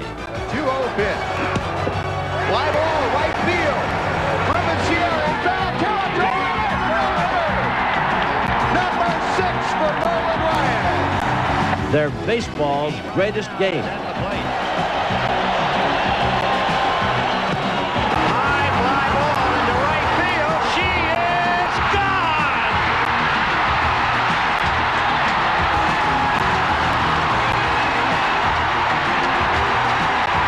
It's All-Star Week, and what better way to celebrate than to present the 1981 All-Star Classic as this week's greatest game. Relive all the excitement tonight at 10:30, only on Prime Ticket. Watch it. American 1, National 0. AAA All-Star Game in Richmond, Virginia at the Diamond. Bottom of the 5th coming up here with the National Leaguers trying to get something going offensively. I know you're all waiting, trying to win that free trip to next year's All-Star Game, and here he is, Bruce, with a prime puzzler. Well, you've had a half an inning to digest the prime puzzler, dealing with our color commentators tonight. Here's the question again. Bob Boone, Clint Hurdle, both played in the 80 series. Who had the higher batting average? Both were very impressive. Clint 5 for 12, batted .417. Boone 7 for 17, batted .412. So Hurdle got the better average, but Boone got the ring. That comes under the heading of who cares. Well, Clint, that's probably just about as good as a World Series ring, though, being the correct answer on the prime puzzler, isn't it? Doesn't it make up for the disappointment? No, it's better than a World Series ring. That's right. The money's all gone, Clint, I'll tell you that. Every time I see a Philly that was on that team, I look at that finger. Stepping in for the Tucson Toros in the National League, Gary Cooper, the third baseman. He's been an active guy tonight, made a couple of good defensive plays, a misplay last inning, and then made the tag on the throw out at third. He walked in his first trip back in the second inning. What does the Bolton, the pitcher, this one follow, what's the one thing that comes to mind? I noticed, Clint, when you saw Bob the other day when we got here at the ballpark, you said, I am sick of watching that Pete Rose catch on the foul ball of that 1980 series. I saw it the night before I came here, about 2 o'clock in the morning on ESPN. Somebody was flipping through it. I mean, if you're not sick of it, I'm sure sick of it. I'm the one that dropped it. But I will say that for everybody that ever has seen me dropping the ball and Charlie Hustle picking it up, just look at where I am. I'm so far out of where I'm supposed to be, and all I can say is I don't know where Charlie Hustle was. And Pete, I know you're watching this, and it was your ball all the way. You should have called me off, just like the play we had last inning at third base.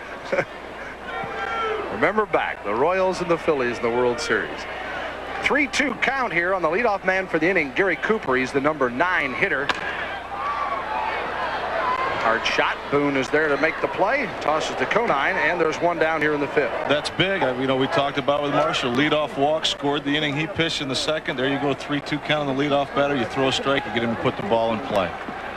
I'm impressed with Ron Bolton. Bolton is impressive. I'll tell you a bigger play, though. I was trying to make the point when Williams gets thrown out at third with nobody out, it takes the hitter's ability to move him over. The hitter had a chance to hit the other side and move him over and get back in the ball game. It's a very risky play. Great play if he makes it.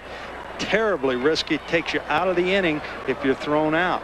Here's Ramsey trying to bunt his way aboard. He has struck out and singled to center. Fernando Ramsey of the Iowa Cubs. You know anything? Bolton, that was nasty.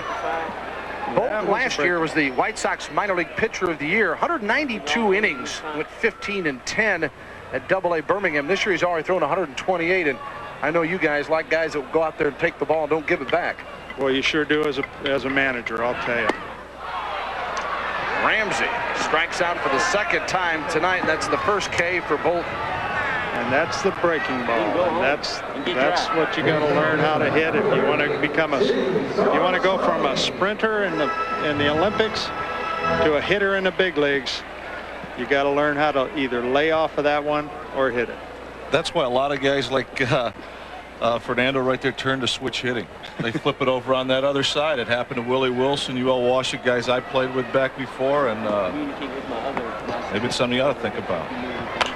Steve Scarsone, second baseman, is grounded out and struck out. Scranton Wilkes-Barre, the Red Barons. Got a base hit. I beg your pardon. He had the base hit.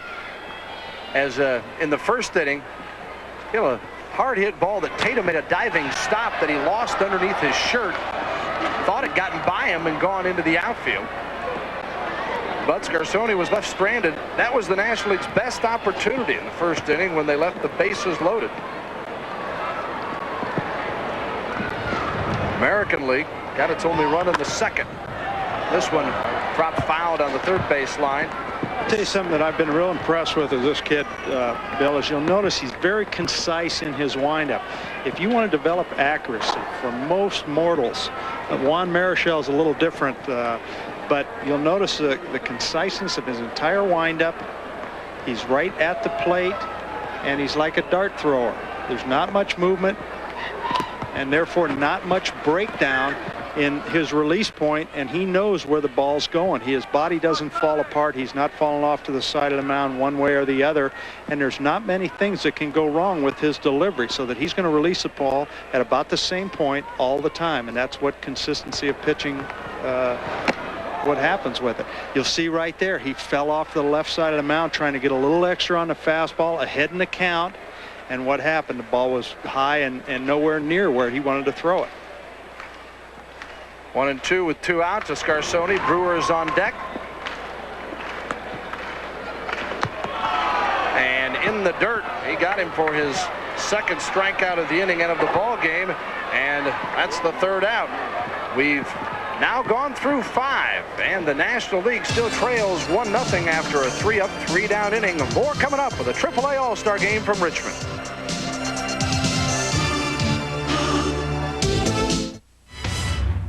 This is the end of how you think about dandruff shampoo, of Head & Shoulders as you now know it. Now it's better. Because new Head & Shoulders gets to 10 times more of the places dandruff starts to help prevent flakes. Hey, would you try this with your ordinary shampoo? I think not. No other shampoo has this formula. New Head & Shoulders. This could be the end of flakes. Period. The reviews keep coming in. Hey, look at this Buick story. Buick noses out Lexus. They tell a story about a profound change and this year's 15 all-new GM cars and trucks. Cadillac Seville won Car of the Year. That's the 3rd major award. Here's one on the Yukon. What am I going to do? So what are we planning for next year? This is a great one on GMC Yukon. To start, a bigger bulletin board. GM putting quality on the road. Hi, everybody. I'm Ed Randall. Now in its 5th year, Talking Baseball is the nation's only year-round baseball talk show. We talk to the who's who of the sport. I hope you'll join me. Ed Randall's Talking Baseball on most Prime affiliates. Where's my contact lens? Someone say contact. I got your contact right here. There it is. Rugby World on Prime. Oh, forget I asked.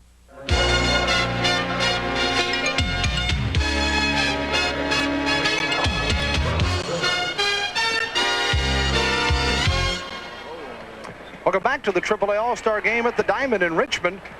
Americans lead at 1-0, just getting 2 hits. The Nationals with 4, but can't get anything across the plate as the American comes up here in the 6th inning. And Brett Boone will lead it off, the second baseman. He's 0 for 2 with a flyout and a strikeout.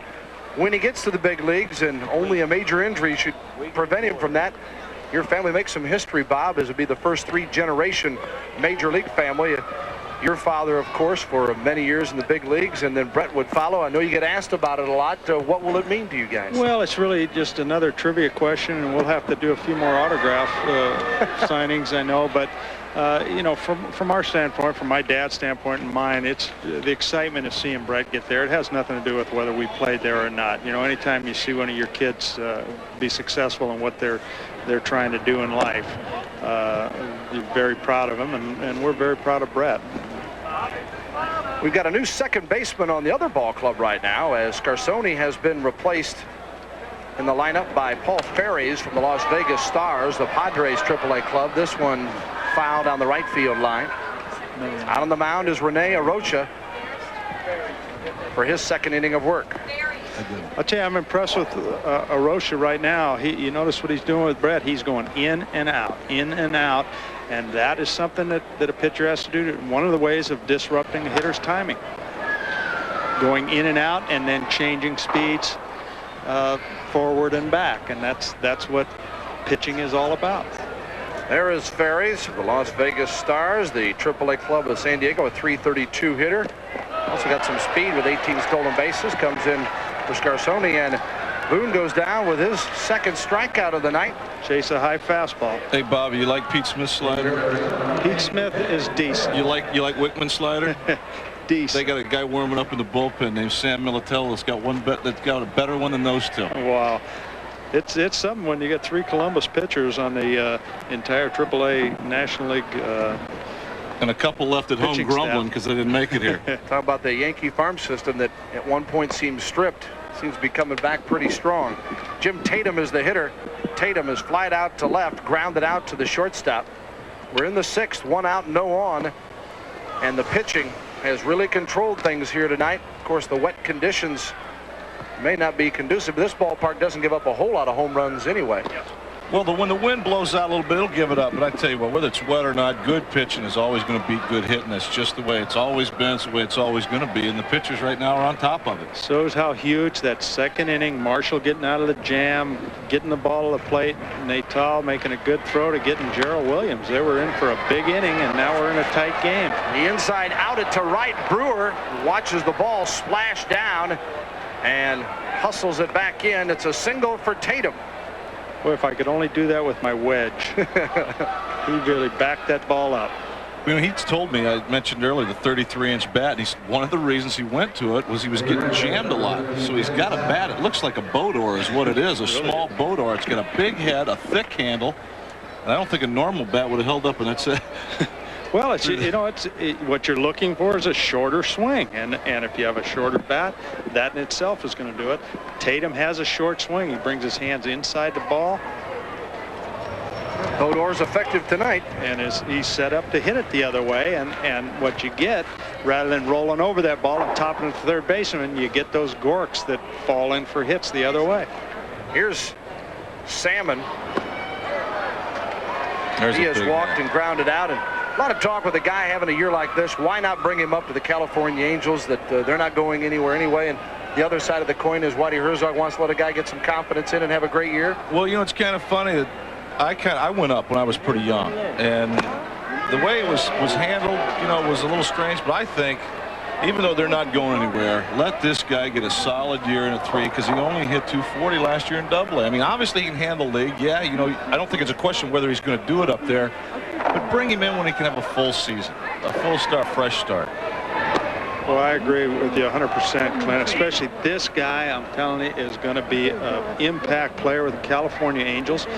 They're not going anywhere this year. They've got the winter to bring him in. He'll go through spring training, feel part of the ball club after the next spring, and he'll really be ready to go instead of coming into a bad situation and trying to find out where he fits. He will know by the end of spring training that he is going to be a main cog in their offense, and he's going to be a big factor in the rebuilding of the California Angels. I think it's a great move by Whitey. What do you guys remember about going up to the big leagues? Clint, I remember when Clint Hurdle came to the Royals, hit one out in the fountains.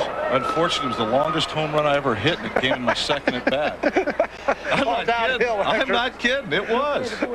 It was off Glenn Abbott. It was a bomb. Glenn Abbott, that's my pitching coach. He's watching right now. Hello, Abby. Clint, I've got something on him. There he goes. He loves to tell the story. You know, Abby. He loves to talk, and any story that has him included in it, he'll run with it. I can hardly wait to get to Edmonton tomorrow to start in on him. He doesn't ever drop this one on you. Son. 3-2 with one out in the 6th inning, one on. Tatum singled. Salmon with a full count, looking for his first base hit. I've been impressed with this guy, Arocha. He is moving the ball around the strike zone, changing speeds, changing pitches, fastball, breaking ball, up, down, in and out. That's what big leaguers do. 26-year-old from Cuba. Says his idol is Jose Canseco. Fouls this one back. So is mine. Does he have a driver's license yet? Maybe that's it, huh? That's why he was late getting here. Ed Sprague is on deck. Rene Arocha. Signed by the Cardinals last November. Tell you what, Oakland needs a healthy Jose to make a run at in the second half. There's no doubt about that. That big boy, he can produce some runs. Yeah, we do. He's going to get healthy, and I really believe Oakland's going to make a run at it. I like to watch him play. Bob Boone, of course, the Tacoma Tigers manager, and Oakland's the big club. Clint, you're with the Tidewater Tides and the Mets, and a lot of people around here asking, what do you think New York will do in the second half? Do they have enough in that crazy division? They got plenty if they can start hitting the ball, get some timely hitting, pick up the defense just a little bit. They got plenty, and they've got all kind of time to do it. Interesting what's happening right now. We got Tatum here, who's not known as a base runner, and Tony Muse are sending him and stopping him. Arocha holding him real tight in a 3-2 count on the hitter. We're playing a cat and mouse game here, in that do you send the runner mainly to stay out of the double play, but you got a guy who strikes out a lot at the plate, so it's a real tough call for the manager. I like it. I like him running. If he's running, Salmon he scores. tattoos that one. Well, he did. and it's off the wall. He may score. Run will score. Yeah, it gets by on the relay, and Salmon will hustle back to second, but it's 2-0 on a line shot double from Tim Salmon that scores Jim Tatum. The relay throw got away from the shortstop, Carlos Garcia, or we would have had a pretty good play. We're going to have a real close play. Tatum is not a fast runner, and it was going to be a bang-banger. We're going to see a crash at home plate on that one. Decker's not the kind of guy you want to meet at home plate with the ball in his hand. Not at all. Not at all. Here's another look at it. Just a nice swing down and through a well-driven ball to left center field. That pitch we got clocked at 90 miles an hour. Here's the mess up. Got to play. Looked like he was just looking where to go with it. Too quick. Took his eye off the ball. Botched the relay. Makes it 2-0 the American over the Nationals as we are in the 6th inning. And this is Ed Sprague. He has singled and walked. The other RBI went to Gerald Williams on a fielder's choice back in the 2nd for the American League. That's the best hit ball we've seen in this ball game. It's been a classic pitcher's duel. And you might see at home when you see the fences here, think, wow, that's a huge wall. Well, the lower set of billboards is 15 feet high. That second tier is actually behind the first wall. And anything that goes off there is a home run. You can't tell that sometimes by just glancing out there, but it's not quite as deep as you might think or as high. 330 down the lines and 402 to straightaway center here. Sprague pops it up. Let's see who makes the call here. Cooper says mine. Garcia comes in front of him. Nobody at short or at third base there. You saw Ferries in your picture there. He was coming all the way over from second to try to get back to third, and also the catcher Decker finally ran down there. It would have been interesting though if the runner had decided if Salmon decides to take off, we'd have had some play over third base. Because we'd had the second baseman, the third baseman, and the runner all going to the bag at the same time. Right, and the catcher Decker really hustling down to make the play. That's the catcher's responsibility here. And let's see if we can see it on this. You see Decker standing. Now he sees that there's trouble, and he's starting down to third. There's nobody at third base, and we're not going to see it on the replay, but Decker was there. It would have been a terrific crash at third. He wanted to get into some more action. Had Salmon tagged and gone. Jeff Konin fouls off this one. He has walked and struck out.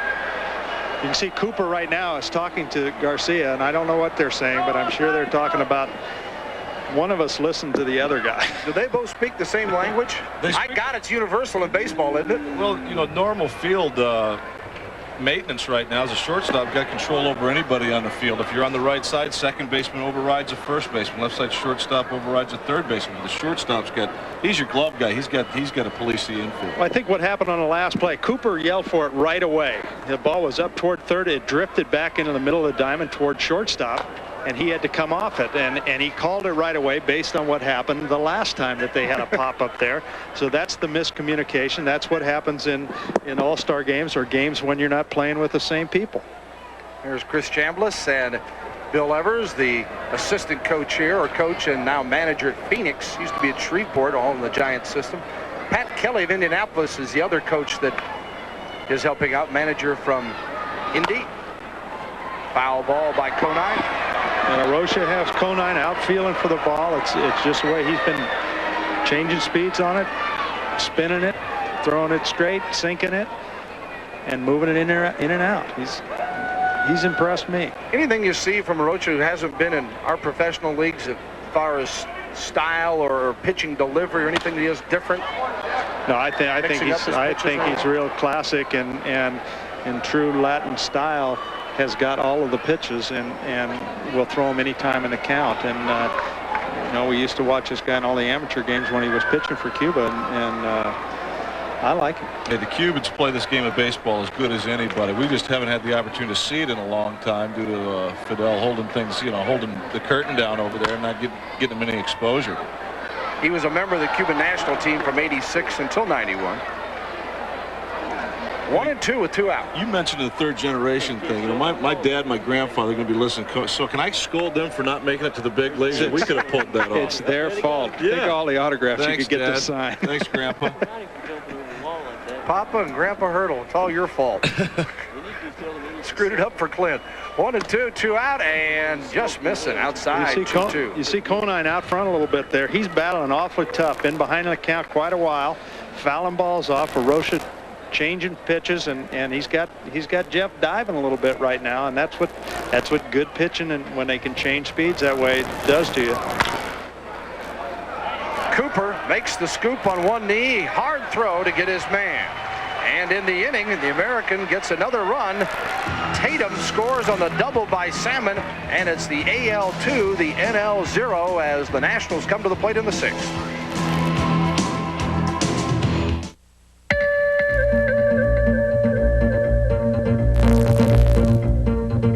Perfection. Like nowhere else on Earth, Californians persist in believing it's achievable. And even though to the outside world we appear lucky just to survive, nowhere else is perfection pursued with such a vengeance. We work on the inside and the outside. At Pacific Bell, we too believe good enough isn't. And we know that what can seem silly is really part of what makes this state better. So when we say we're going to bring you products and services that will improve your life, your business, you can believe us. After all, we're just part of another day in California.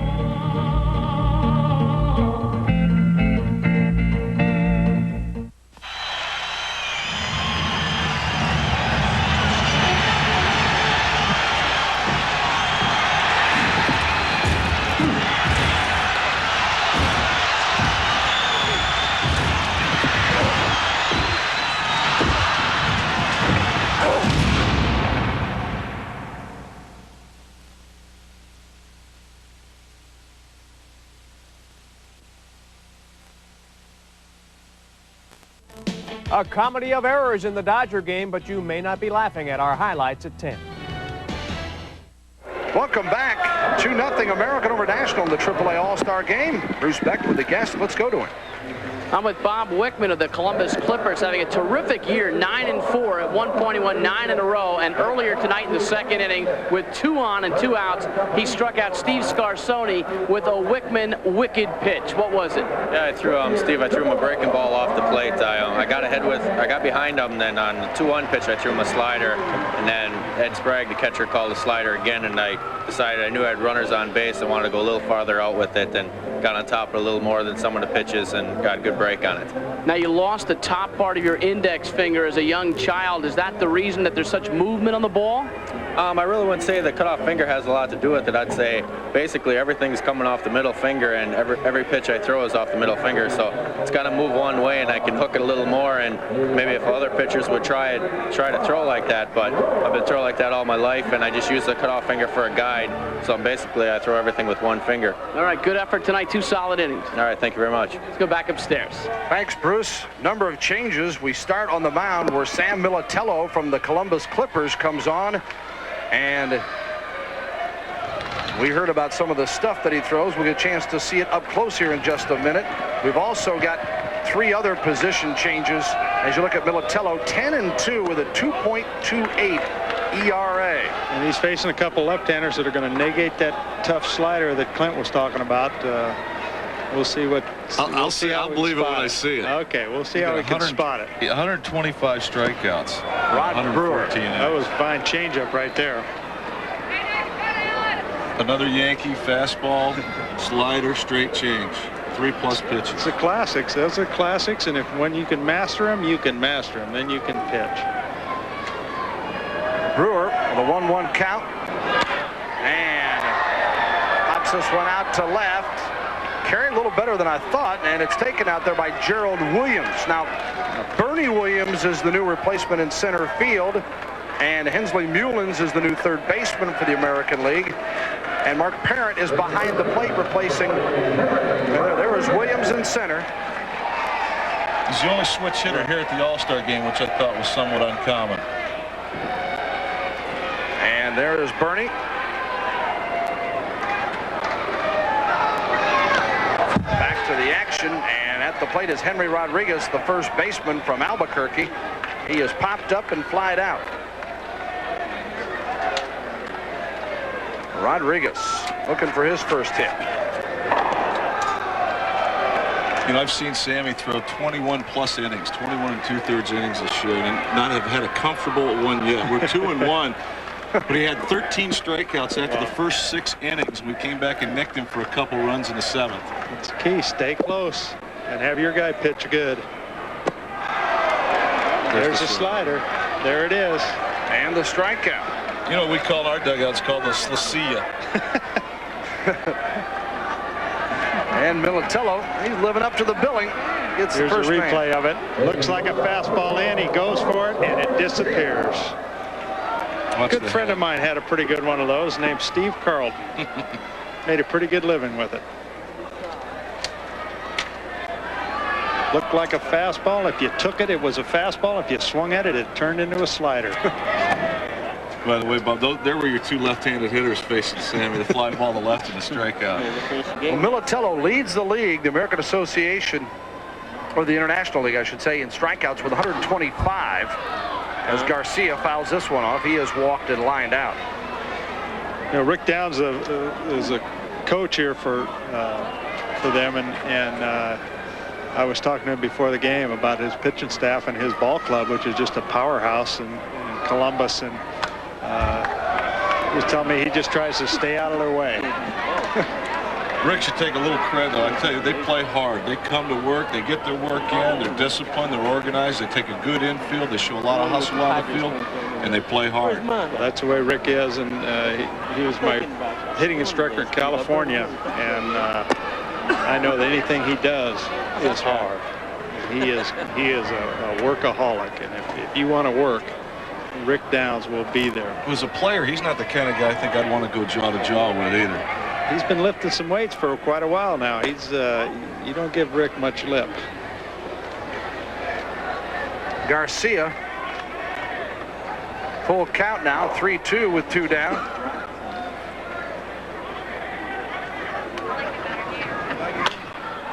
Got him on the fist. He turns on it, pops it up. Mullins and Hensley makes the play.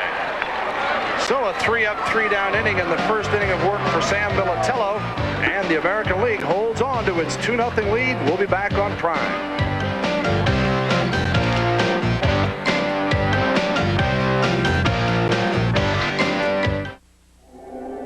Just because you go all out doesn't mean you gotta stink. Not if you're wearing this. And here comes your chance to prove it. And you will, because Old Spice works. Man, does it work. Fights wetness, kills bacteria. The proof? Hey, hotshot. You're looking at her. Old Spice antiperspirant for great odor protection. You demand proof, not promises. Around 1900, GMC Truck built America's first gasoline-powered truck and went on to make trucks our only business. A heritage of trucks that, some say, worked a little harder, lasted a little longer. And that's still true today in a truck that gives you the most standard payload and the strongest resale of any full-size pickup. Sierra, from GMC Truck, more proof of the strength of experience. Silver summer, silver time, silver line girl in the silver suit looks so fine. Looks so fine. Silver bottom, silver top, silver fish, silver wish come from here, right from here. Ooh, and it tastes so good. Cool light is alright here now. Cool light is alright here now. It's 2-0 American over National, and we are at the AAA All-Star Game in Richmond, Virginia. Bill Land, Bob Boone, Clint Hurdle, and Bruce Beck with you here tonight. 2-0 as we go to the 7th. The telecast is authorized under rights granted to Prime Network. Is not intended for the commercial use of our viewing audience. Any reproduction, rebroadcast, retransmission, or other use of this telecast without the express written consent of Prime Network is prohibited.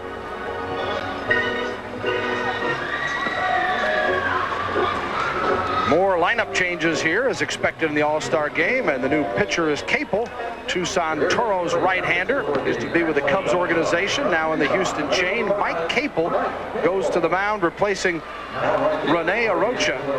Arocha got tagged for 1 run in the 6th, nothing in the 5th in his 2 innings of work, and now it's up to Mike Capel. 55 innings pitched and 19 walks, 44 strikeouts. You always like to see that walk to base on balls to strikeout ratio at least 2 to 1. I'll tell you, Clint, for me, as a player in particular, and now as a manager, especially when I'm looking at teams where I haven't seen players, the first thing I look at in that stat, and the stats from the pitcher, how many innings has he pitched, how many walks has he got. That stat will tell you a lot of things. It'll tell you how good he is around the strike zone, how much he can finesse, and how much he can't. If he has a lot of walks, you know he's probably a harder guy, and you got to be very patient at a hitter. It's a very telltale statistic, something that I used a lot as a player when I didn't know the pitcher, and use a lot right now as a AAA manager. Man, he blows that one right by Gerald Williams. He'll be followed by Monty Ferris and Damian Easley here for the American League, up 2-zip. We've also got a couple of other defensive changes that have taken place for the National League, as Velasquez is at first base and Baroa is out in right field. Brewer and Rodriguez out of the game for the national team. You know, it also helps when you got a guy, you know, he's averaging a couple strikeouts to walk. You can hit and run on it. The guy's going to throw strikes. He's going to be around the plate. You can take that opportunity. 1-0, 2-1, 1-1 to go ahead and start your runner and try and put the ball in play, open up some lanes in first and third. Here's another example of a guy with real limited motion, doesn't break down, knows where his arm's going to be when he lets go of the ball, and that in itself will help with control. So if you can get this, develop the stuff with a minimum amount of movement, that's something that's very valuable to a pitcher. Nice play by Velasquez. Boy, on that play. Cooper low throw, and Velasquez makes the play at first base. He made that play easily too, Bill. You know, right now, here's another replay of the throw. Cooper low in the dirt. Velasquez picks it just like he's out picking carrots out of the garden. Those left-handed first basemen always look so much smoother over there than right-handed first basemen, don't they? He made that one look they got like a little flair. A little vacuum cleaner. You know, the thing about Mike, besides he's 5th in saves in the PCL, I've talked to a couple people that he's got a great sinking fastball. They say it's so great that it might be a little wet at times. They kind of wonder. No. I'll tell you right now, with the type of action he has with his motion, that would not surprise me at all. We have not seen Tucson yet from Tacoma, and we'll be checking it out pretty soon. Thanks for the tip, Bob. Well, now that it's on national TV, I guess it's official. I just ask around. This is somebody said. Well, I'm sure he's glad that you passed that on for him, Clint. Monty Ferris hits one deep to left, but foul. Well, you know, there's been some other guys who are accused of doing that. Gaylord Perry comes to mind. It never bothered him. No. Been a few guys that sat out for 10 or 12 days, too, that it bothered a little bit. Ferris wishing he'd be able to keep that one fair. He played last year in the AAA All-Star game. From the baseball factory, Oklahoma State. Oh, yeah. He's drafted in the first round along with Robin Ventura, now with the White Sox, and had a great career. Of course, Pete Cavilla and some of those guys up there, they all rank high on the career stats. That fastball dove down a little bit, too. So we'll have to ask Monty later what he thinks. Let's see if this fastball stays straight. It tends to go down a little bit. You never know. Capel 9 saves this year for Las Vegas, 5-4 record. You know, but that's like a manager. I know when my guys can't hit other pitchers, I always try and make excuses for them. Absolutely. The guy's cheating out there. You know he's cutting it. You know he's doing something illegal. Don't feel bad, guys. He's not playing fair. Anything to help the mental part of the game of your players? I don't know if you can help, but you just you keep plugging.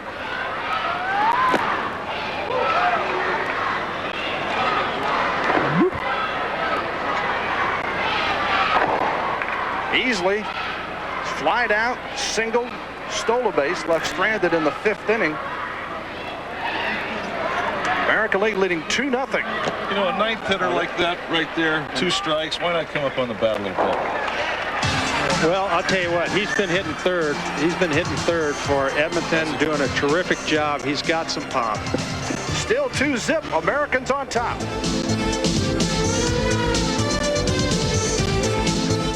I think it was Kierkegaard who said a man's strength ought to come from character, and vice versa. Well, it's a pretty solid bet that Kierkegaard never drove a Suzuki 4-door Sidekick with its powerful 16-valve engine. He'd have probably observed that what's true for the man is true for the man's sport utility vehicle. Maybe Kierkegaard should have gotten out more often. The 4-door Sidekick starting under $12,000. For great deals, see your Southern California Suzuki dealer today. Roseanne Arnold. People are starting to piss me off. Like you've never seen her on regular TV. Just stay the hell off the Larry King show. You're taking time away from Charo. With the kind of comedy she could only do on HBO. Do you believe I get paid for this? Roseanne Arnold uncut and uncensored. I just live to get even, don't I? In an all-new HBO comedy hour. A great Prozac moment. We're talking serious comedy here. And I'm so happy to have shared it all.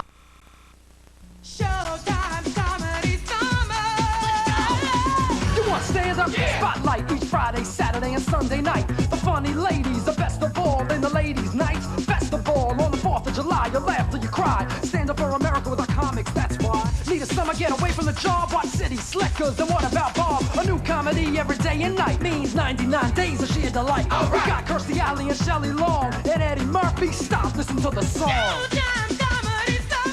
A kid from Pepperdine makes it big with the Yankees. We'll have that story on the press box at 10. Welcome back to the AAA All-Star Game in Richmond, Virginia. We're at the Diamond. Bill and Bob Boone and Clint Hurdle with you up top, and down below, none other than Bruce Beck standing by.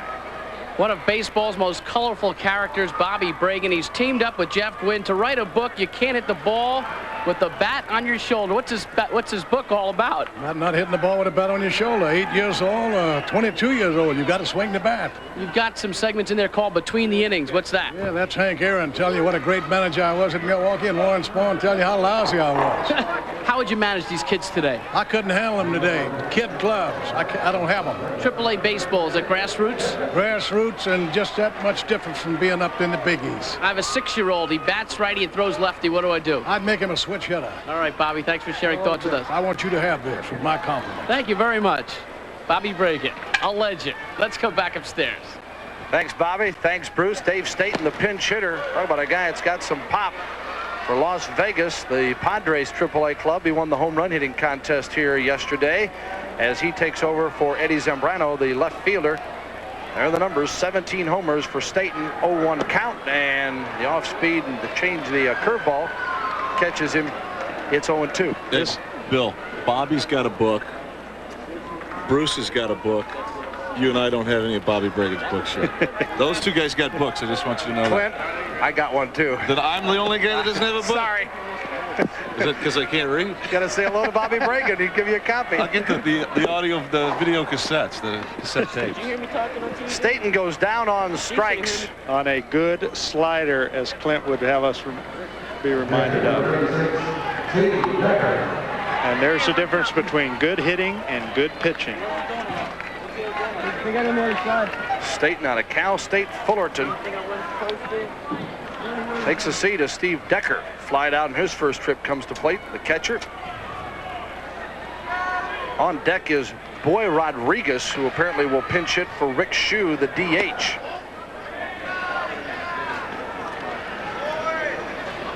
We are in the 7th inning, 2-0. American League on top, and Sam Militello on the hill from the Yankees club at Columbus, the Clippers. He had some hair on that fastball. Sammy can get it up there. He's just got a good live arm. It blurred Deck's glasses. It went by it so fast. Decker takes this one. We also have another replacement out in left field. Butch Davis is the new left fielder. He's with Syracuse. There he is. He's the oldest player here tonight. Decker gets a walk. You know, you guys were complaining about the heat today, and of course it was very hot, and we were all sweating. But about a week ago, Sam Militello threw a 9-inning complete game against us in Tidewater, about 130 pitches. He's a man. He's strong. That's what we call a horse. That's not a man. That's a horse. And Boy Rodriguez wakes up the crowd that is still here after the 2 lengthy rain delays. Yeah, the hometowner, Richmond Braves' Boy Rodriguez. And you're going to see some stats here that, look at that. 268, all right, 15 homers and only 29 RBIs. That's hard to do. It's only about 160 at bats, and that's why it's hard to do.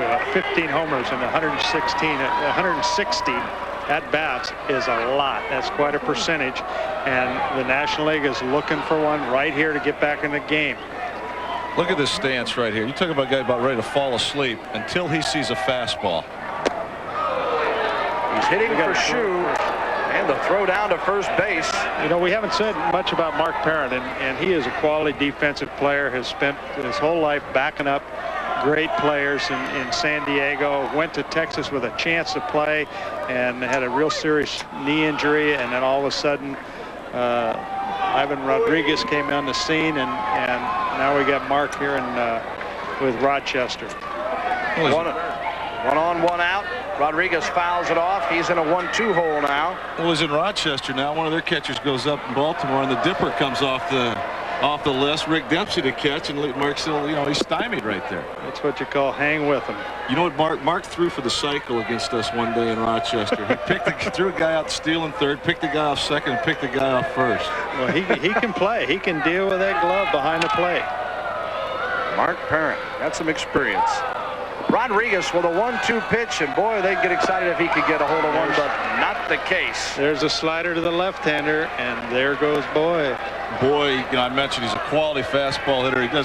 Anybody's going to struggle with that pitch right there, but he is kind of vulnerable to breaking stuff. But look at his stance. Here's the slider. He sees fastball. He goes after fastball, and it turns into a slider.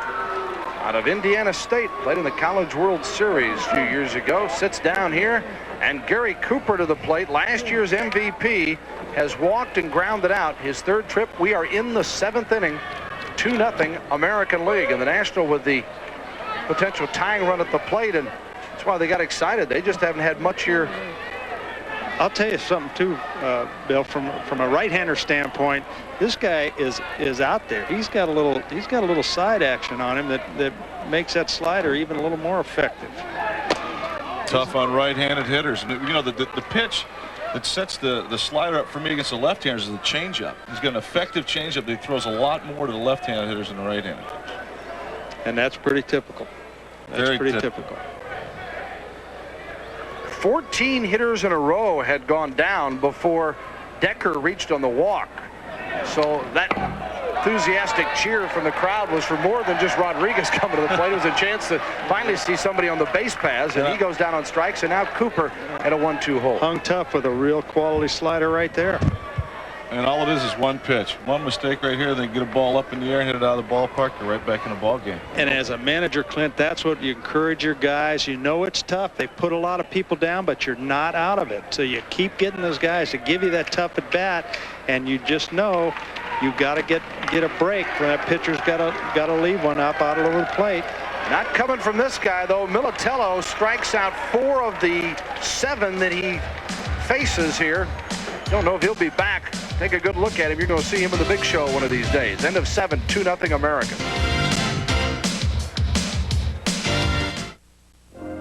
At GMC Truck, our only business is trucks, and has been for over 80 years.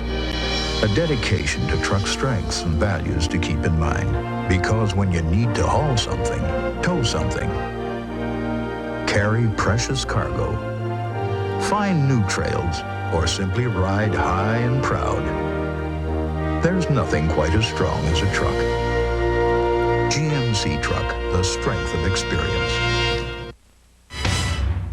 This is the end of how you think about dandruff shampoo, of Head & Shoulders as you now know it. Now it's better. Because new Head & Shoulders gets to 10 times more of the places dandruff starts to help prevent flakes.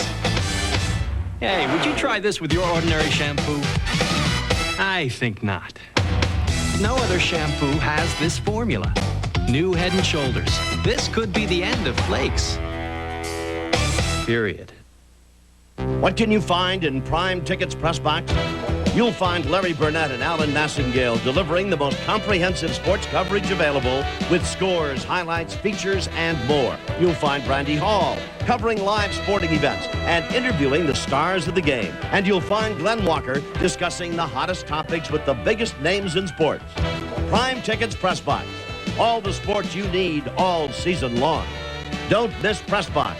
Tonight at 10. We go to the top of the 8th here on Prime Network Coast to Coast with the AAA All-Star Game. The Americans lead it 2-0. Bruce Beck standing by with another guest in the dugout. With me is pitcher Randy Marshall, the Tidewater Tides. The Tides, an affiliate of the New York Mets, 6-6 this year, 2.59 ERA. But tonight, in a 2-inning stint, you were clearly up and down. Yeah, the first inning was what I'm used to being pitching like all season long, but the second inning, I didn't know who I was, and it was just an up and down inning. The guys upstairs made a comment that you have to stick with your breaking stuff even when you're in trouble. Yeah, and I didn't do that. I'd stuck with the fastball, and the ball was kind of slippery and wet, and I didn't go to the off-speed enough and end up walking a couple guys. What's it like playing for Clint Hurdle? Well, I tell you what, he's probably one of the most charismatic people I've ever met in my life. He's very straightforward, he's honest, and he's a great motivator. And I think every kid should have an opportunity to play for the guy. All right, anything else you want to say, because you've almost exceeded your time limit? Yeah, I want to say hi to Mom and Dad and everyone back home in Ypsilanti, Michigan. All right, that's it for you, Marshall. Let's go back upstairs. Former Eastern Michigan player, as we look at Mike Piazza, the new catcher of the Albuquerque Dukes. Had great power and also showed a pretty good arm out here yesterday in the infield workouts. Dodgers chain. And at the plate, Bernie Williams gets his first chance with the stick. He took over for Kirby in center field. 7 homers, 44 RBIs for the Columbus Clipper. Clint said Marshall's still going to have to run tomorrow, no matter what he says. But not 2 miles now, just 1 mile. Well, what do you do with a guy like that now, huh? Was that something? Hope he's got a relative that owns a major league team. What kind of snow job was that? That's sickening. Horseman. You know what they said about good guys, where they finish. Williams takes this one 2-1. Just about all the players getting a chance to play here. The rosters have just about been exhausted. See Williams as he leads the Clippers in hitting. This guy's an artist in center field, too. You talk about a great body. He's strong, sleek, go get the ball in the gaps, switch hitter, got a little pop, steal you a base. And plays for Columbus. Does everybody that you say that about play for Columbus? Isn't that strange? And there's the Columbus manager, Rick Down. How did that happen? A lot of good drafts. Scouting, scouting, scouting. And more scouting. And Columbus at 57-34. The leader in the West Division of the International League. Richmond at 48-43, 9 games back. No split season in the IL either. You know, it's going to be interesting, Clint. We've been talking quite a bit this week about the upcoming expansion draft with Colorado and Miami. Know they've got people here watching. When you got a team like Columbus loaded with these people, and the Yankees can only protect 15 guys, somebody of quality has got to be open. And of course, every organization has the same problem, but it looks like the Yankees might be right now, from what I've seen at this game, the Yankees are going to be vulnerable. The Yankees got a little bigger problem than most right now. You look at their position athletes. They haven't got a shortstop, Dave Silvestri, that's a prospect, and they've got a first baseman that I'm in love with, JT Snow, that I think is going to turn into a franchise player. Well, and Williams is a guy who's only 23, and last year hit .238, where he started in center field in New York and played in 85 ball games. So a long way from hitting his potential, and already with some major league experience. And I'm sure we're not passing anything along to the expansion clubs that they don't already know. It's tough to hide those kind of players. Williams, and he'll go to full 3-2 on deck. Gus Polidor, one of your players, Bob Boone, from the Tacoma franchise, is getting ready to step in. He'll take over for Brett Boone, it appears. 3-2 to the leadoff man here, Bernie Williams, who replaced Kirby in center field. Capel, hard hit, but right at the second baseman, and the play is made by Ferries. And Bernie was getting down the line, too. 1 out. You know, interesting story about Gus. I was in Venezuela, La Guaira, playing winter ball one year, 1977. They had a bunch of guys. It was on like a C team. They wouldn't even let in the clubhouse. Gus Polidor was one. Argenis Salazar was another. Carlos Martinez, the first baseman DH for the Indians, was another. And they had this one real young kid, real little guy, Ozzie Guillen. I'll tell you what, I played with Gus in 1982 with California Angels. He was there with us in spring training, and now I'm managing for him, I guess. I tease Gus all the time. Gus can hit a ball through the middle anytime he wants. The game is boring for him. Let's see if he can do it right now. His team on top 2-0 here in the 8th as Mike Capel continues to work. He tried. Capel has retired the only 4 he's faced. You guys excuse me if I pull for my man? Go right ahead. Okay, come on, Gus. Let's hit one through the middle like you can. Show off a little bit. Fouls this one off. We're in Richmond, Virginia, at the AAA All-Star Game here on Prime Network Coast to Coast. Bill and Bob Boone and Clint Hurdle with you here in the booth. Bruce Beck on the sidelines. And long rain delay put this one late start here. The Americans got single runs in the 2nd and in the 6th inning. RBIs by Williams, Gerald that is, and Salmon, and lead it 2-zip. Outstanding pitching for both ball clubs has been the story. And Capel has followed suit with that. Hey, Bill, it's around midnight right now. I just want to. My daughter's going to be watching this game with my folks at Lashley. She's going to be 7 next week, going to come up and see me in Norfolk. Little girl, you can stay up a little bit longer. Daddy loves you. I'll see you next week. Have a happy birthday. Regardless of how good have you been tonight and whether or not they want to put up with you any longer, Dad just said it's okay. You know, Gus has been around quite a bit. He's doing a great job for me in Tacoma playing shortstop, and he replaced a guy, Mike Kingery, who had been picked for the club, and Mike came up with a hamstring pull and wasn't able to make it, and Gus is filling in for Mike Kingery. Well, he's 30 years old. Has he got a shot to get back to the big leagues? I think he does. You know, again, it's with the expansion. Gus is a utility type player, can play all over and do a real solid job for you. And he can hit. He hit 300 last year in the Coast League and is on his way to do that again this year. Been in the majors with California and Milwaukee.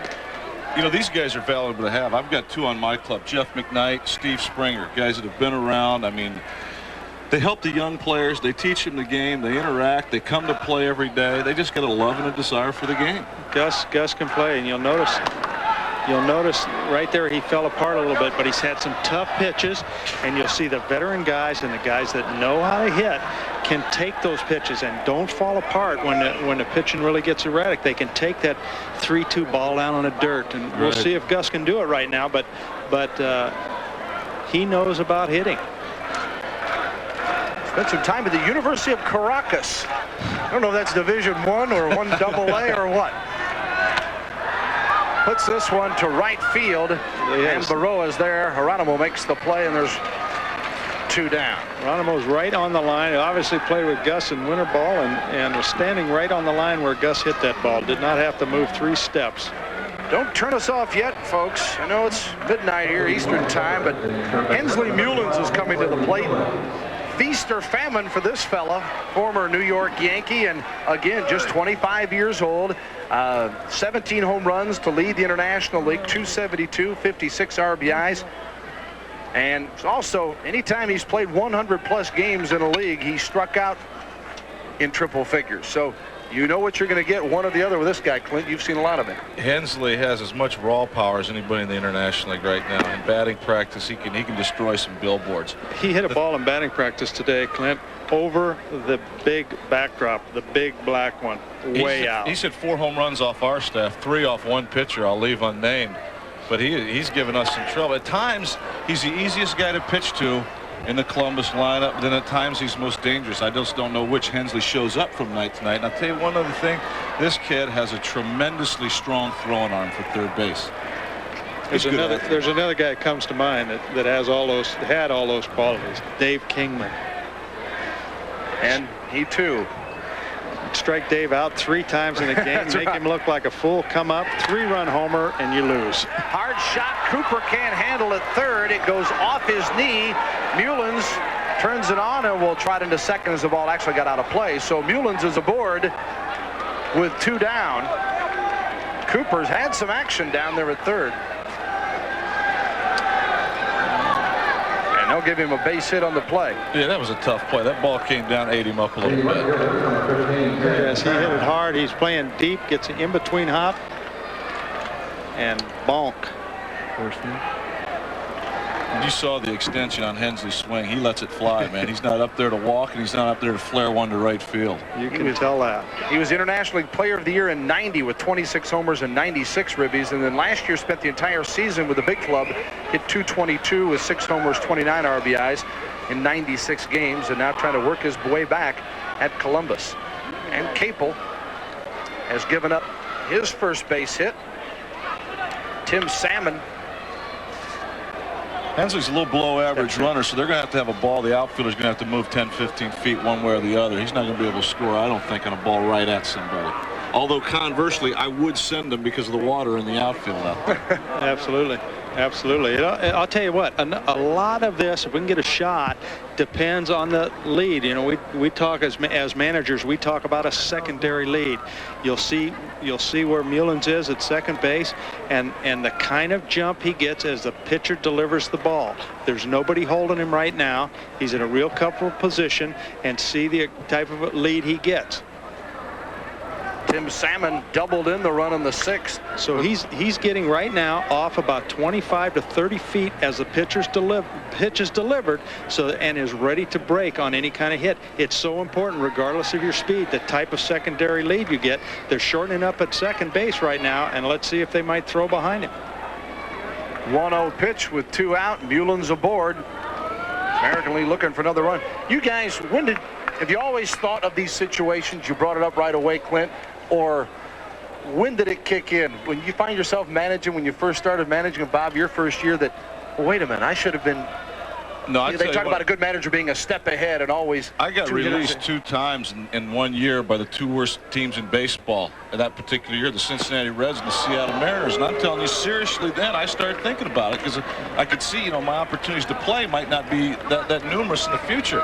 But it's something you constantly got to do. You've got to stay ahead of the game. It can't be reactionary so much. You've got to decide ahead of time what's going to make you dictate, you know, this type of, are you sending him, aren't you sending him? I've got it all, you know, my mind's made up way ahead of time. For me, I was always managing when I played. At least I felt that way. It was part of the fun of the game. I was always looking as a catcher. If I saw a guy aggressive at second base, I wanted to throw behind him.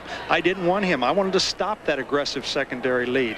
As a player and as a terrifically slow runner, I knew that I had to cheat like crazy in order for me to score in this situation, so I would try to disguise the secondary lead.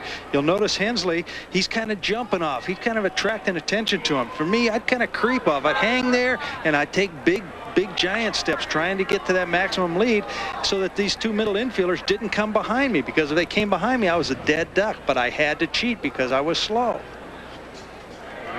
Mullins, you see him there in the bottom right part of your screen with 2 out. He's the man aboard. The American League leads at 2-0. Salmon has shown, we talked about the strikeouts, 166 last year, and he got 77 at the break this year. But just in this game alone, hadn't struck out yet. I'll knock on wood for him. But he's shown some skills at the plate and some knowledge and be able to fight himself off. He stayed alive a few times here tonight, and you can see he's learning. Ooh, he had a tough one. Your fault. I'd like to see I'll that take one. it, Tim. I want to see that one. I'm saying he had a tough at bat there. Well, Murphy's Law with this bunch. That's why we started 2 hours late tonight. Well, sorry, Tim. what he's done, he's covered up those holes. 2-0. Capel gets him on strikes to end the 8th.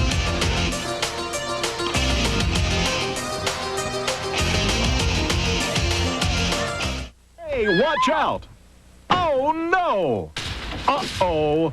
Are nicks and scratches destroying your car's finish? Introducing Color Smart, the color-coordinated polish that makes nicks and scratches disappear. Look, to shine your shoes, you choose matching color polish. Color Smart works the same way. Just choose the color that matches your car. Not a car key. Use Color Smart White and those scratches disappear. Color Smart brings back any car's shine. Amazing. Don't spend hundreds on a new paint job. Now you can order Color Smart, the intelligent car polish, for only $19.95. Order now and we'll double the size of your bottle at incredible 16 ounces. But wait, call within the next 10 minutes and we'll also include this triple bonus. Restored, clear glass, and new car scent. A $20 value free. Order your Color Smart today.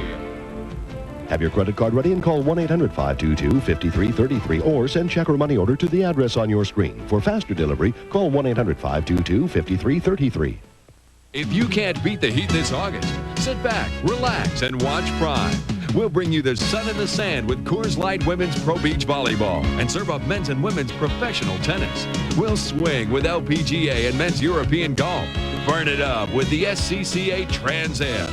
And watch college powers collide as NC State takes on Iowa in the Kickoff Classic. Also see Texas A&M clash with Stanford in the Disneyland Pigskin Classic. The Dog Days are here this August on Prime. Welcome back as we go to the bottom of the 8th. The National League just 4 hits, trailing 2-0 to the Americans, 2-zip. And we'll take a look again at Salmon. You think it isn't tough here. Watch this pitch from Capel here in the last inning. Right on the corner of the catcher, and he reaches for the ball. I know what I'm calling that, but if you're catching, you're calling it a strike. Yeah, absolutely, and it would have been too, pal.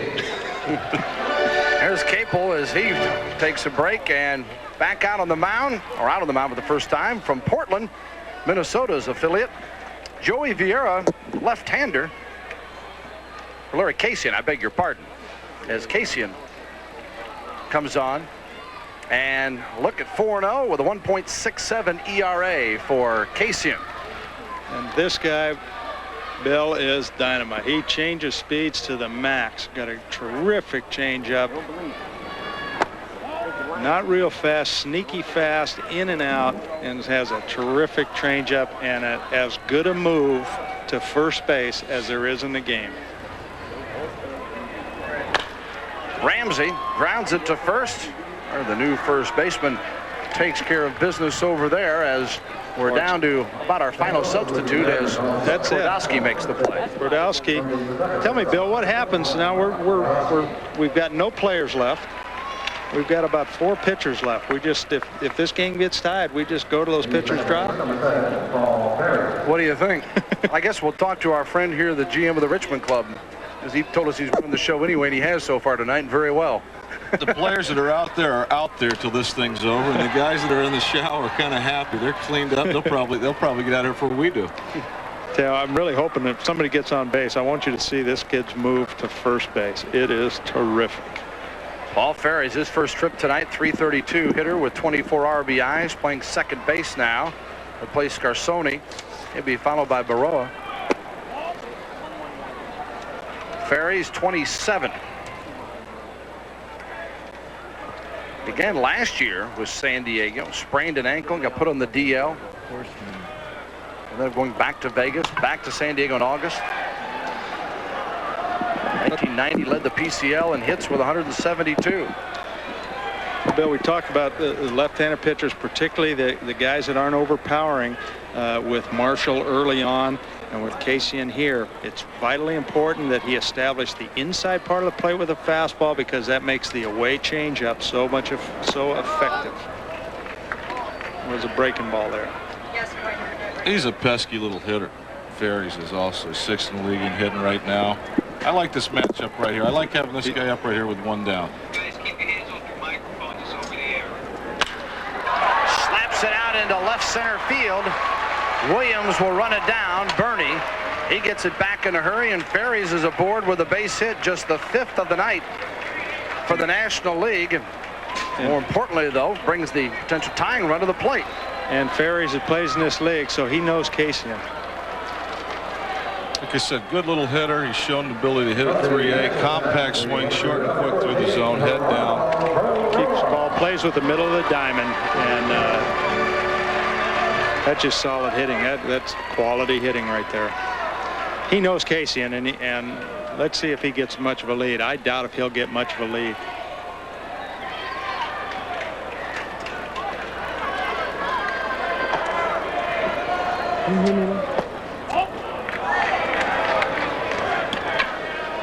One 1-0 now to Burrow out of Nashville. Reds AAA 307 hitter. Geronimo Burrow. This guy can get on a hot streak, and he can hit just about anybody when he's hot. Stop. And Kasian has Ferries going back to the bag with every time he lifts his leg. I'm sure he's seen him work. Stop. You know, Clint, we talked earlier, or we saw Damon Easley steal a base. We saw Williams get thrown out. I'd like to talk a little bit about how important it is, not so much that that pitcher has a great move to first base, but that he delivers the ball quickly to the catcher. Anything from 1.3 seconds from the time he moves his foot till it hits the catcher's glove is considered really good. Anything when you get into the 1.5 seconds, it's virtually impossible for a catcher to throw out a quality base runner. And there's no doubt about that. You got to try to control the running game. Kasian had him going back that time. Called strike on Baroa. Baroa, 10th in the league in hitting at 307. 4 organizations in the last 4 years also. Just got to keep the suitcase packed. He knows the country, doesn't he? Last year, named to the Pacific Coast League's postseason All-Star squad when he hit 322 with 18 homers and 91 RBIs with Colorado Springs. You know, this is a gutsy call right now if they run this guy, being down 2 with a guy that can put the ball out of the ballpark. But the converse thought of that is let's steal second, try and pick up 1 in the 8th so we don't have to try to score 2 in the 9th. He played here in Richmond in '90, and the hometown crowd likes the effort there as he slashes one to right field, and 2 men aboard now with 1 out. 2-0 American League, but the National League finally starting to show some threats. Boy, some quality hitting there, not trying to pull the soft toss and lefty, just stayed with the pitch, relaxed swing, just drops the head on it. That's what base hits are made of. Now, what do you do right here, Bob? You're the manager. What if this is a possible double steal situation? Do you have a sign? We try and run a sign in Taiwan. We let our infielders know where we're going to throw the ball so we don't have 2 guys opening up lanes and open up the infield. Absolutely. Absolutely.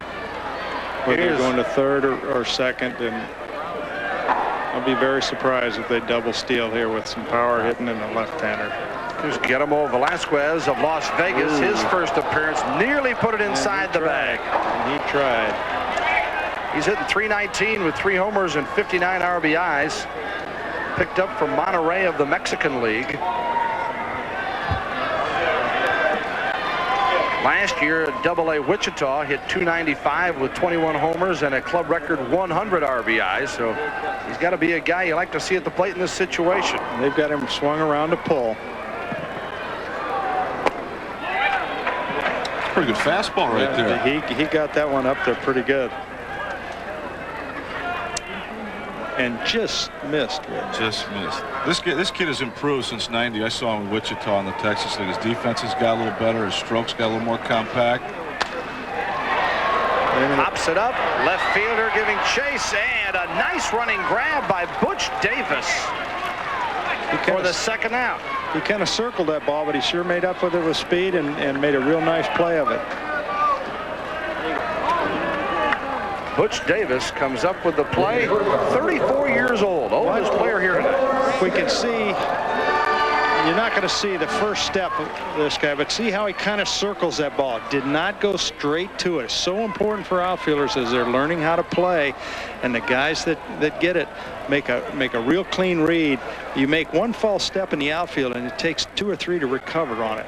In the infield, you don't have that much time. They fill out some sheets for us, the players do, to give us some background information. And one of the things they're asked is who's ahead of you on the big club? Who has to move for you to get a shot?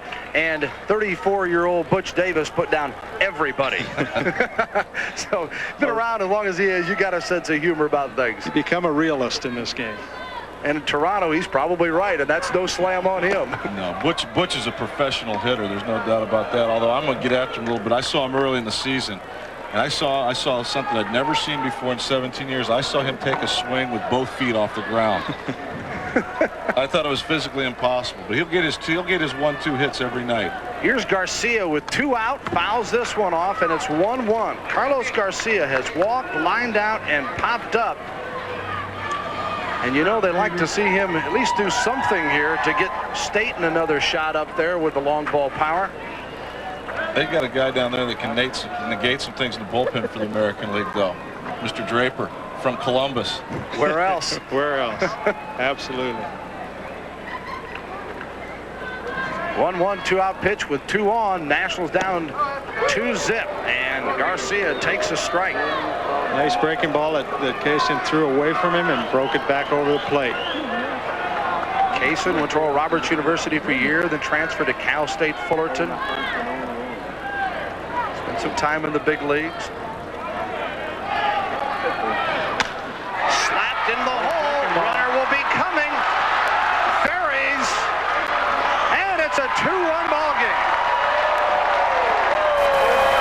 Now we've got some action. Real good base hit, and Davis hitting the cutoff man was equally as impressive for me. Yeah, because this makes it 2-1, but if they let it go through, runner gets a chance to advance to third. Right, with the slow turf, with the water that's slowing up the ball, he really wasn't going to have any shot at getting Ferries, who runs very well. That's a manager's dream there. 2-out, 2-strike base hit. Absolutely. Everybody moving. So Garcia gets the RBI. He stops the shutout. Kaysen looks to the plate as Dave Staten checks in. He struck out in the 7th in his first appearance. Left fielder Dave Staten from Las Vegas.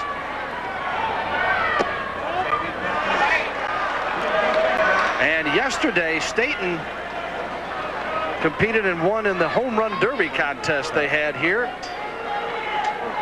And this is what he'd like to do this time. And he's done it 15 times so far in the Coast League. Won $150 for that. And was happy to accept the check. It's a little bit different here, isn't it? There's not a guy in the minor leagues that isn't happy to accept a $150 check. Excuse me. Meal money for the big guys. That's right. And he's got 17. Excuse me. It's not 15. 58 RBIs, 292. He can send them a long way. He has plus power.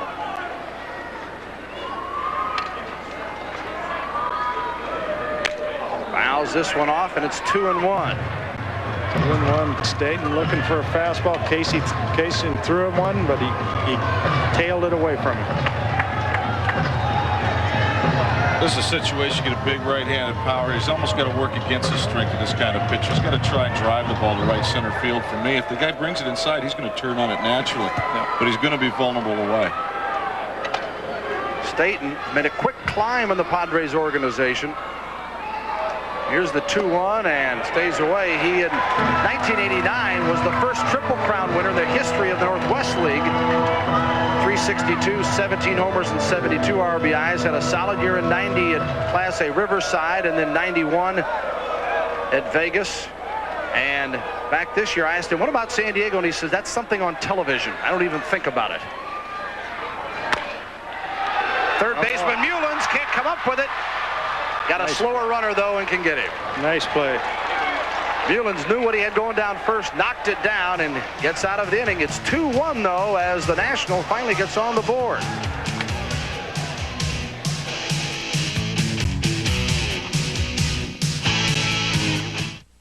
And I asked the 1-800-DENTIST operator point blank, who are these dentists?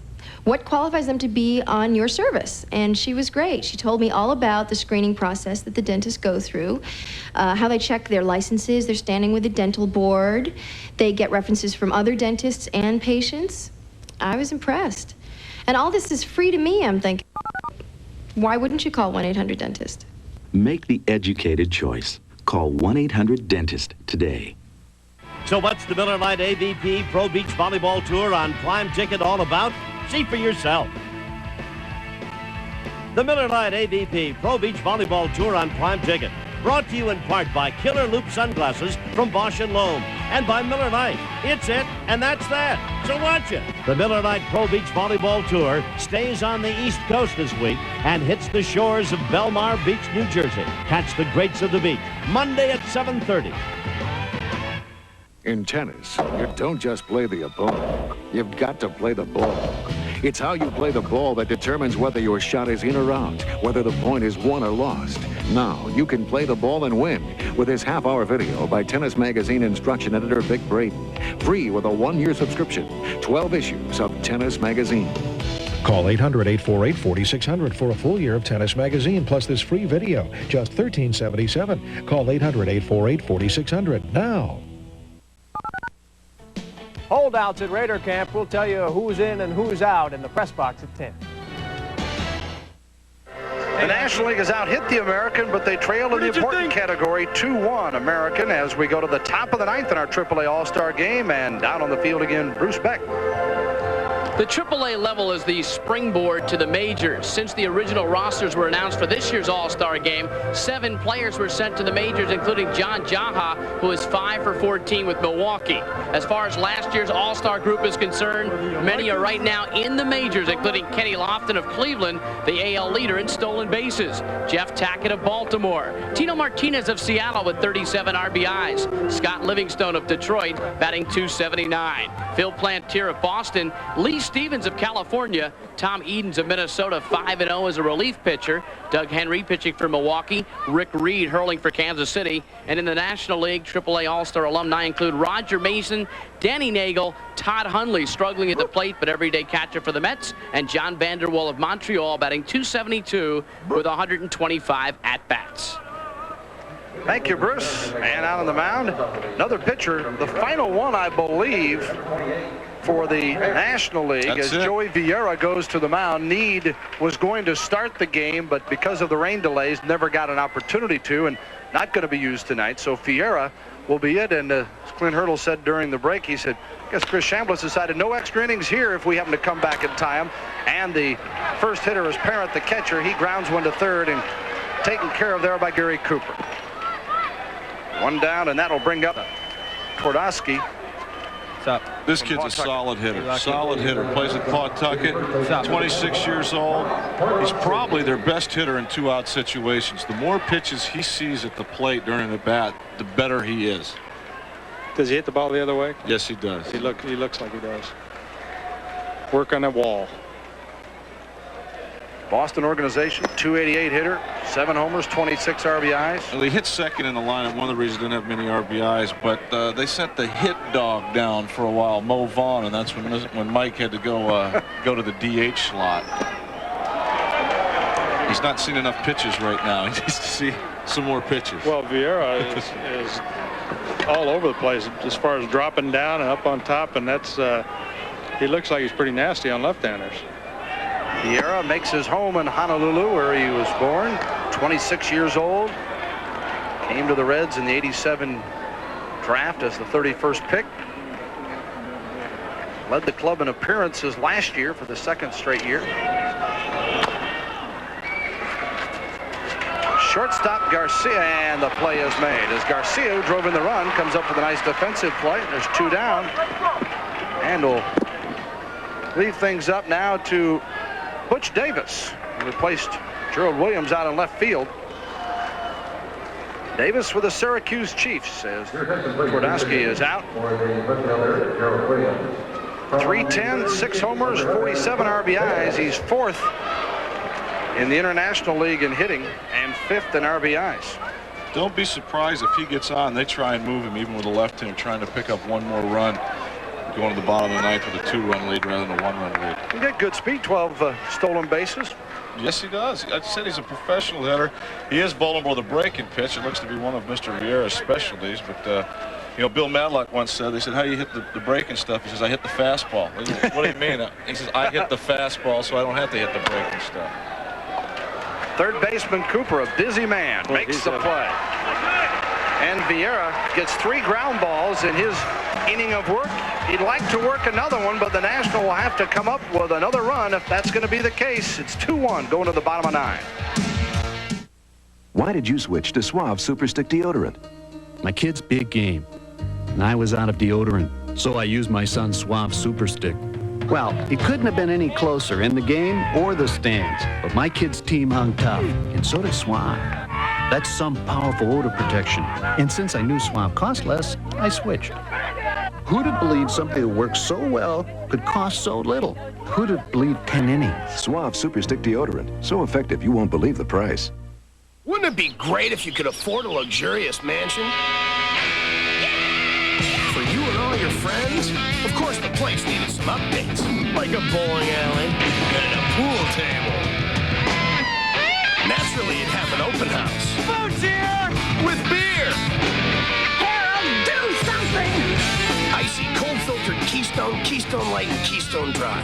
Bottle beer taste in a can. Now, wouldn't that be great? Excuse me, do you know what stock options are? I wish I did. The information you know you should know is in the Wall Street Journal's video guide to money and markets. This exclusive 30-minute video is free. When you call for 13 weeks of the journal for just $37, that's over 20% off the newsstand price. Call toll-free 800-233-5300 for 13 weeks of the Wall Street Journal and your free video on money and markets. That's 800-233-5300. Nice to see for the Dodgers they get some representation here, but how about nothing take away from Mike Sharperson, who's a good ball player, but that's their lone representative in the All-Star game this year. Times they are a-changing. They certainly have this year, but we didn't get a chance to see Martinez, did we? No. And we missed something too. The left-hander for Albuquerque. No, the right-hander for Albuquerque. The right-hander. He can blow too, just like his brother. Brother of Ramon. He's had some shoulder tenderness, and they've shut him down. He went to the big leagues, pitched an inning, I think, and came back down. He is going to be something. Hey, these guys know each other right here. Boy Rodriguez, dead fastball hitter. He can leave anytime. First pitch changeup from Draper. That's what the hometown fans want in Richmond, as Rodriguez of the Braves struck out in the 7th inning in his first appearance at the plate. When I saw this guy yesterday, he's listed as 6 foot 165. I said to Clint, oh, wait a minute. First of all, he isn't 6 feet tall. He's about 5'9". How's he hit 15 home runs? Then you take a look and you marked wrist to upper bicep, and you can see those forearms. He has some juice. He's got some Popeye forearms. The thing he really does well is he's so relaxed, and flexion facilitates quickness at the plate. He's got great flexion at his waist and his knees. His arms are nice and loose, and once he gets going, he gets the bat in the position you want to be in the launch position. It looks like he's going to fall asleep right here, but he lets it fly. Well, and he was acquired in April of '91 in a trade with the Montreal Expos along with Otis Nixon for Kremers and Keith Morrison. And Nixon, of course, the big guy here, but who knows what Boy Rodriguez might do someday. I tell you, 15 home runs and 160 at-bats. You're always looking for left-handed pinch hitters, and that ain't a bad stat.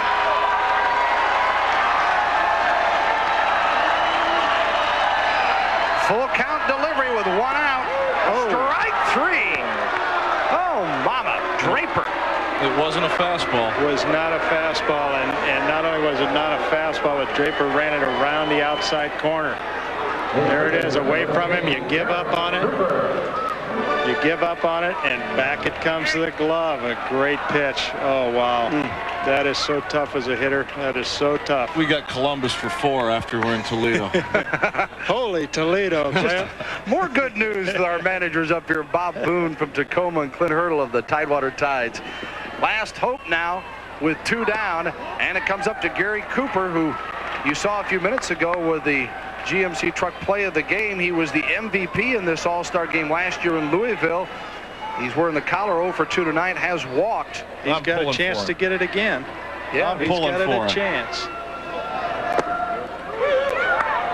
I hope, maybe he'll just hit it real well at somebody. Look at that flag out there. At 12:30 at night for a game that was supposed to start at 8. I don't know what I'm pulling for. If he gets it up in the wind to left field, that flag's pretty stiff. Not much action most of the night, but it is breezy now. I don't think Drape's going to leave a ball on the inside part of the plate, to be quite honest with you. There is Martinez, the brother of Dodger pitcher Ramon Martinez, and he is some prospect. And there's a lot of fans that missed something tonight, but they are going to see him. Believe me, they're going to see him. They're going to see him pretty soon, and they're going to see one live fastball. Pedro Martinez, and he turns 21 here in about a week and a half. 3-1 with 2 out to Cooper. American League trying to wrap it up. High hopper. Easily makes the play, and the American League comes away with a 2-1 victory over the National League. Handshakes around for Draper and company as the American League took advantage of the opportunities presented to them, and they hang on with a 2-1 victory here in our AAA All-Star game.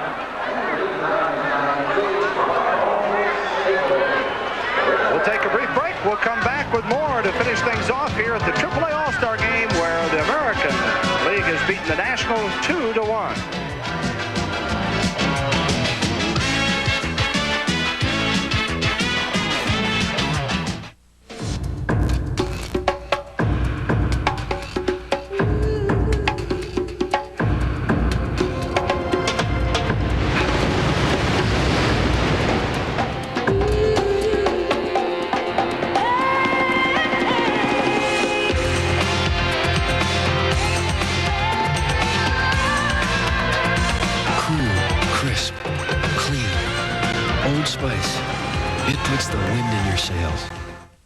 General Nutrition has a key to help unlock your body's potential. Open the door to maximize a new you.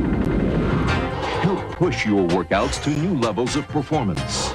With TwinLab Gainers Fuel 2500, get 2500 low-fat, high-powered calories per serving. No other gainer can match it. Gainers Fuel 2500, get the key to help unlock your body's performance. GNC, the authority in sports nutrition products. Around 1900, GMC Truck built America's first gasoline-powered truck and went on to make trucks our only business. A heritage of trucks that, some say, worked a little harder, lasted a little longer. And that's still true today in a truck that gives you the most standard payload and the strongest resale of any full-size pickup. Sierra, from GMC Truck, more proof of the strength of experience. Prime Network coverage of the 1992 AAA All-Star Game has been brought to you by GMC Truck, the strength of experience. By Old Spice Antiperspirant. For great odor protection, now you've got proof, not promises. By new improved Head & Shoulders. Now it works even better to prevent flakes. And by Old Spice, cool, crisp, and clean, it puts the wind in your sails. Our final score once again here in Richmond at the Diamond, American 2, National 1 in the AAA All-Star Game. 2-5-0 for the American. National with 1-7-1, and the winning pitcher is Moeller, the starter for the American League. The loser, the starter, Marshall for the National League. Salmon and Williams had the RBIs for the American, and for the National, Garcia had the only RBI in their cause. Bob Boone from the Tacoma Tigers and Clint Hurdle of the Tidewater Tides, our managers, up here with us this evening. It's been fun to work with you guys, and hope you've